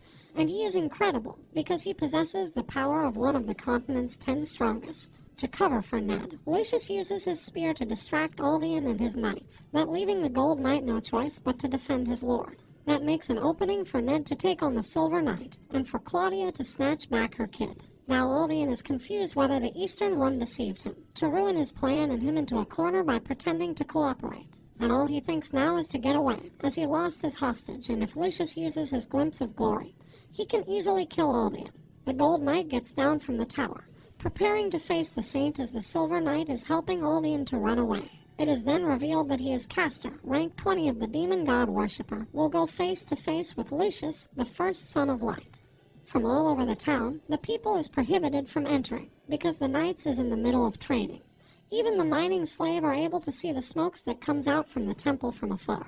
Arno and Leona goes against the lower rank knights and priests that's swarming into their way. But with their newly attained equipment, they are able to hold their ground quite well, while the Saint and the Gold Knights wreaking havoc in the temple, breaking buildings one after another. Therefore, Lucius is the one that has the upper hand. Castor thoughts on how annoying it is that he has to deal with Lucius' spear, because in a face-off between a sword and a lance is fundamentally more advantageous since it can be used to attack with long range. But it's different with him as he is the 10th strongest knight in the continent. He evades the lance's tip and goes to cut the Saint up. Castor doesn't expect it that Lucius wears a mirror chainmail, which reflects 50% of the damage he received. Lucius counterattacks him as he expresses that the Saint let the twin knight to rose on the rank within the continent, while he barrages Castor with trusses from his extremely overpriced spear, because a divine being such as himself cannot dare to be placed in the rankings of mere humans, as he pushes the Gold Knight into a corner. In the end, Lucius uses a light magic called Judgment, making a massive hole on Castor's stomach. As the Saint lands down, Leona cheers up, calling out to him, thinking that he manages to beat the Gold Knight. But he yells to them not to come closer, as his stomach also get hurt, because as he uses his judgment, he received total 7 attacks. Castor heals up, with the worm's ability, saying that he also has reflection ability that reflected around 50 to 60% of the damage from judgment. He claims that he was planning to hold Lucius off until Aldian manages to escape. But now he is enraged and decides to kill Lucius. He dashes toward the Saint, instantly appears behind Lucius. Now, the Saint fails to react to the attack and Castor also uses his maximum power with the help of the worm in his body, shouting that he will send Lucius to his goddess right away. But suddenly, Aldian sent message to Castor, asking him to come to Aldian right away. As he got distracted with the message, Lucius uses Chain Fail and Paralyze, that make him unable to evade anymore. Lucius then uses another judgment to him, seemingly that the Saint doesn't care about the reflected damage he might receive after, somewhere else. It turns out that Zephyr intercepts Aldian escape route while all of chaos that happened in the parish temple. Zephyr tells him to get up, as his beating is not over yet. And that's when Lucius reveals to the Gold Knight that his job was to keep Castor occupied from the start to kill the 3 of Aldian, the Silver and the Gold Knights, one by one after separating them. Lucius mock him, saying that he sure fell into their trap quite marvelously. That makes the Gold Knight so enraged to him. That looks like his vein is going to burst open. Back at the Demon God Worshipper Castle, Aldean asks to transport the dragon heart with his ability. He can control the third parish temple and possess the saint. So, the leader allows him to, yet Aldean can only wondering why it turns out this way. He already planned for every situation, but he fails to count for the Easter One's betrayal. He previously said that he will eliminate his disciple, but in the end, Aldean was left running away from the temple. Then, both Aldean and the Silver Knight arrive at their getaway carriage, as what concerns Aldean the most is his scale of his enemies. If the Eastern One betrayed him, then he doesn't know how many more Dragon King-style disciple are in hiding. As he goes into the carriage, he touches a green and sticky substance. In an instant, pain spread throughout his body as he screams his lungs out. He knows it was poison, one that hurt like hell. It turns out that Zephyr disguised himself as the temple's priest. Aldean tries to ask who the hell he is, but Zephyr kicked the high noble priest in the face, telling him to shut up. The Silver Knight is quite slow-witted, telling Zephyr to surrender. So, Zephyr throws a poison needle into the Silver Knight's face, saying how shabby the Knight are, adding that Aldean should bring around the real Silver Knight with him instead of a fake who dies from a single poison needle. So Aldean tries to call him out, Pollux, the real Silver Knight. But Zephyr already beheaded the Silver Knight that stays on guard. As 12 hours ago, the trio, Zephyr, Ned, and Lucius gang up on the Silver Knight, where Lucius feels skeptical at first, but it turns out that the Potion of Scrutiny can really distinguish demon god worshippers. The original plan is that Ned will hand over the dragon heart that he stole, which his master explains. There will be a temple priest among them, telling Ned to lay low after getting the slave's brand removed. But the priest and his master plans to use the slave brand to restrain Ned and plan to kill him. Now Ned knows, while Zephyr knows it from his past life, where he also knows that Lucius, who was controlled by the worm, was a nightmarish enemy. However many times he recall it, what he remembers is the horror when Lucius's wife begs Zephyr to kill her. With all of the dragon heart's power he can muster, he summons a lightning that envelope his sword, striking into Aldean. But he realizes that there's not enough volume for a person to disintegrate. Suddenly, there's an attack coming to Zephyr's way as he blocks it with his sword. The attack comes from Aldean, who releases his demonification form, as he claims that even though he is stronger than the Twin Knights, he chooses not to fight because he doesn't want to show that form to anyone. Zephyr knows that Aldean segregated a part of himself as the lightning fell and returned to his true form. In that state, the poison must have already been removed. It turns out that Aldean originally demonificated already, and gained the mimicry skill that allows him to mimic human appearance. With that, he gathers all of his strength into his hand, and he stomps the ground with it. The impact destroys the forest hundreds of yards away. Though Ned and Claudia notices that the battle between Zephyr and Aldean already begun. So Ned tells her to hide with her kid while he goes to back Zephyr up. He tells her to not come out until he says so, while giving her the bracelets that able to hide their presence. Then he goes, leaving both of them in the cave. As Ned went towards the battle, he thoughts how he has waited for that day, the day to take his revenge against the beasts, who killed his father and took their family heirloom. One is already dead. Only two remains, and Ned is determined to send them all to hell. Meanwhile, at the temple, the Gold Knight is using his branded worm's power. His attack power has gotten significantly higher, but the sharpness of his attack has reduced. The amount of effective blows he's landing on the saint is decreasing. Lucius calls out to Arno, as he immediately uses the highest grade support skill there is, called the Light on the battlefield. Not only that, even the spirit can also receive the buffs. Shooting Start then goes to the Gold Knight, as Leona's chain of light follows suits behind the spirit. Though, that kind of slow attacks are not effective against the Gold Knight, but once Shooting Star's magic debuff him, slowing him after a direct contact. The next person that comes is Lucius. With his overpriced spear he thrusts toward the Gold Knight with no mercy. Even the Knight tries to counter it. The attack fails to find its target and misses Lucius. Though the strikes went to the building and it was the Gold Knight plan all along.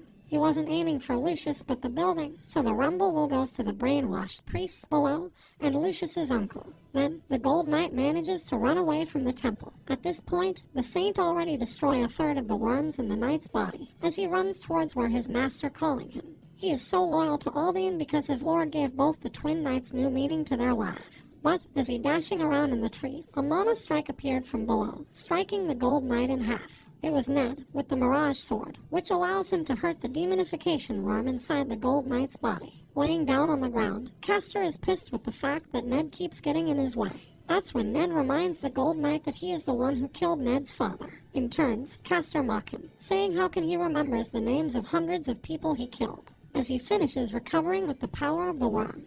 He took off his armor, saying that he will let Ned lives if he stay away from the Knight's Way now. As he counts to 10, he thinks that the Temple's party must not be confident enough to defeat him head-on.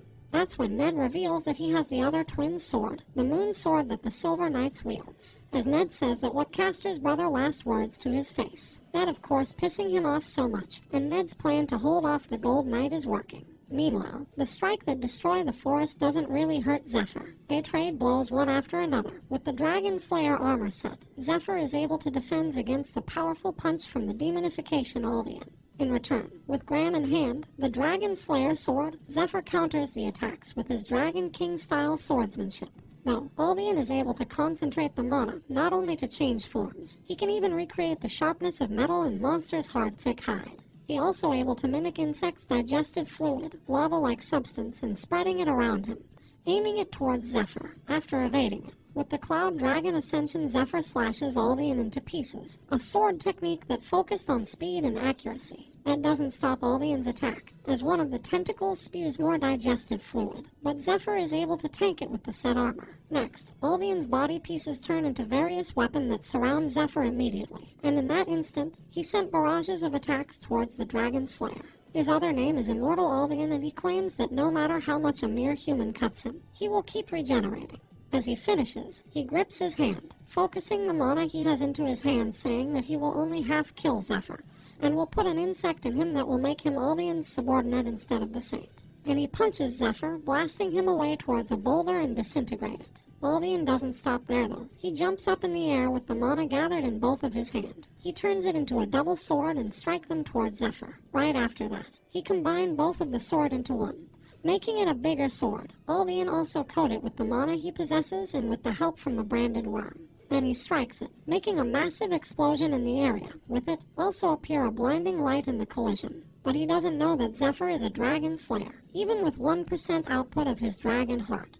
He manages to stop the sword strike with only his fingers. There where he reveals it, that Aldean and his twin knights are too easy for Zephyr to deal with. But he wants to reward Ned, giving him the chance to satisfy his revenge. And secondly, at this moment demons are rare, so Zephyr wants to test his Dragon Heart as he releases it, the 1% output of the power from the Dragon Heart. And his eyes turned red and dragon scales appeared on his skin. Zephyr then says that the data he might gain from battling demons is especially valuable, and Immortal like Aldean is perfect to be the punching bag.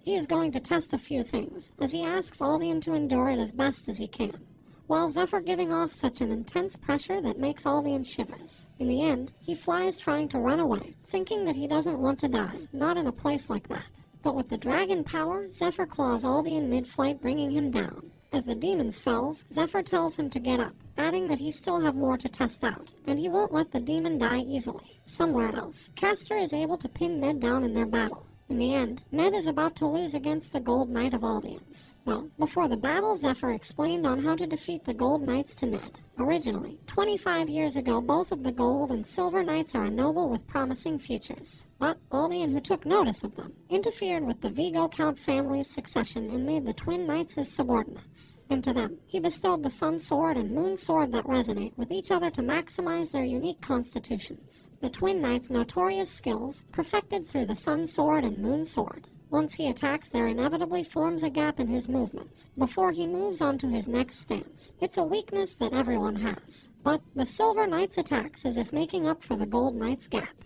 These technique called Eclipse, they transcend their own limits of accuracy, and speed to unleash a storm of blades that slaughters the enemy without a single gap. That's where Ned comes, to recreate Eclipse by resonating with the Gold Knight through the Moon Sword and use it against the Gold Knight. That surprised Castor, as he never told anyone but Aldean about the secret of the eclipse. But how does Ned knows about it? While at the same time, Aldean's screams were once again echoing in Castor's head.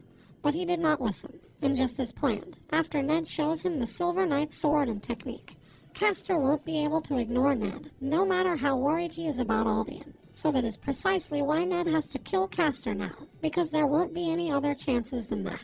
They trade blows again, Ned with his vengeance, and the same thing could be said with Castor. A few moments later, Castor split Ned in half, only to realize that it's a trick by the power of Ned's cape. That instant, Ned appears behind Castor with his Dragon King style ready on his left palm to immobilize him. Now Ned manages to stop Castor's movement, and his chances arrive. He strikes the moon sword toward Castor, but the sun sword moves on its own even though Castor has been stunned. But what Ned doesn't know, the two swords are drawn toward each other, and with that Castor able to finally land an attack to Ned with his hand. And that is how he is able to pin Ned down on the ground, wishing with every fiber of his being to kill Ned. Well, Ned punches the sun sword and starts performing his Dragon King style to the fullest. He burned Castor's eyes with the electric energy. On top of that, Ned also blends his presence with the power of the Crow Cape, making Castor has a hard time dealing with him now. And with Moon Sword, Ned summons a massive lightning and strikes it towards the Gold Knight. And at this point, one of the spots in the continent's strongest 10 that the Twin Knights, the Vigo brothers, held, had become vacant, while Ned finally able to satisfy his anger towards the people that took his life before.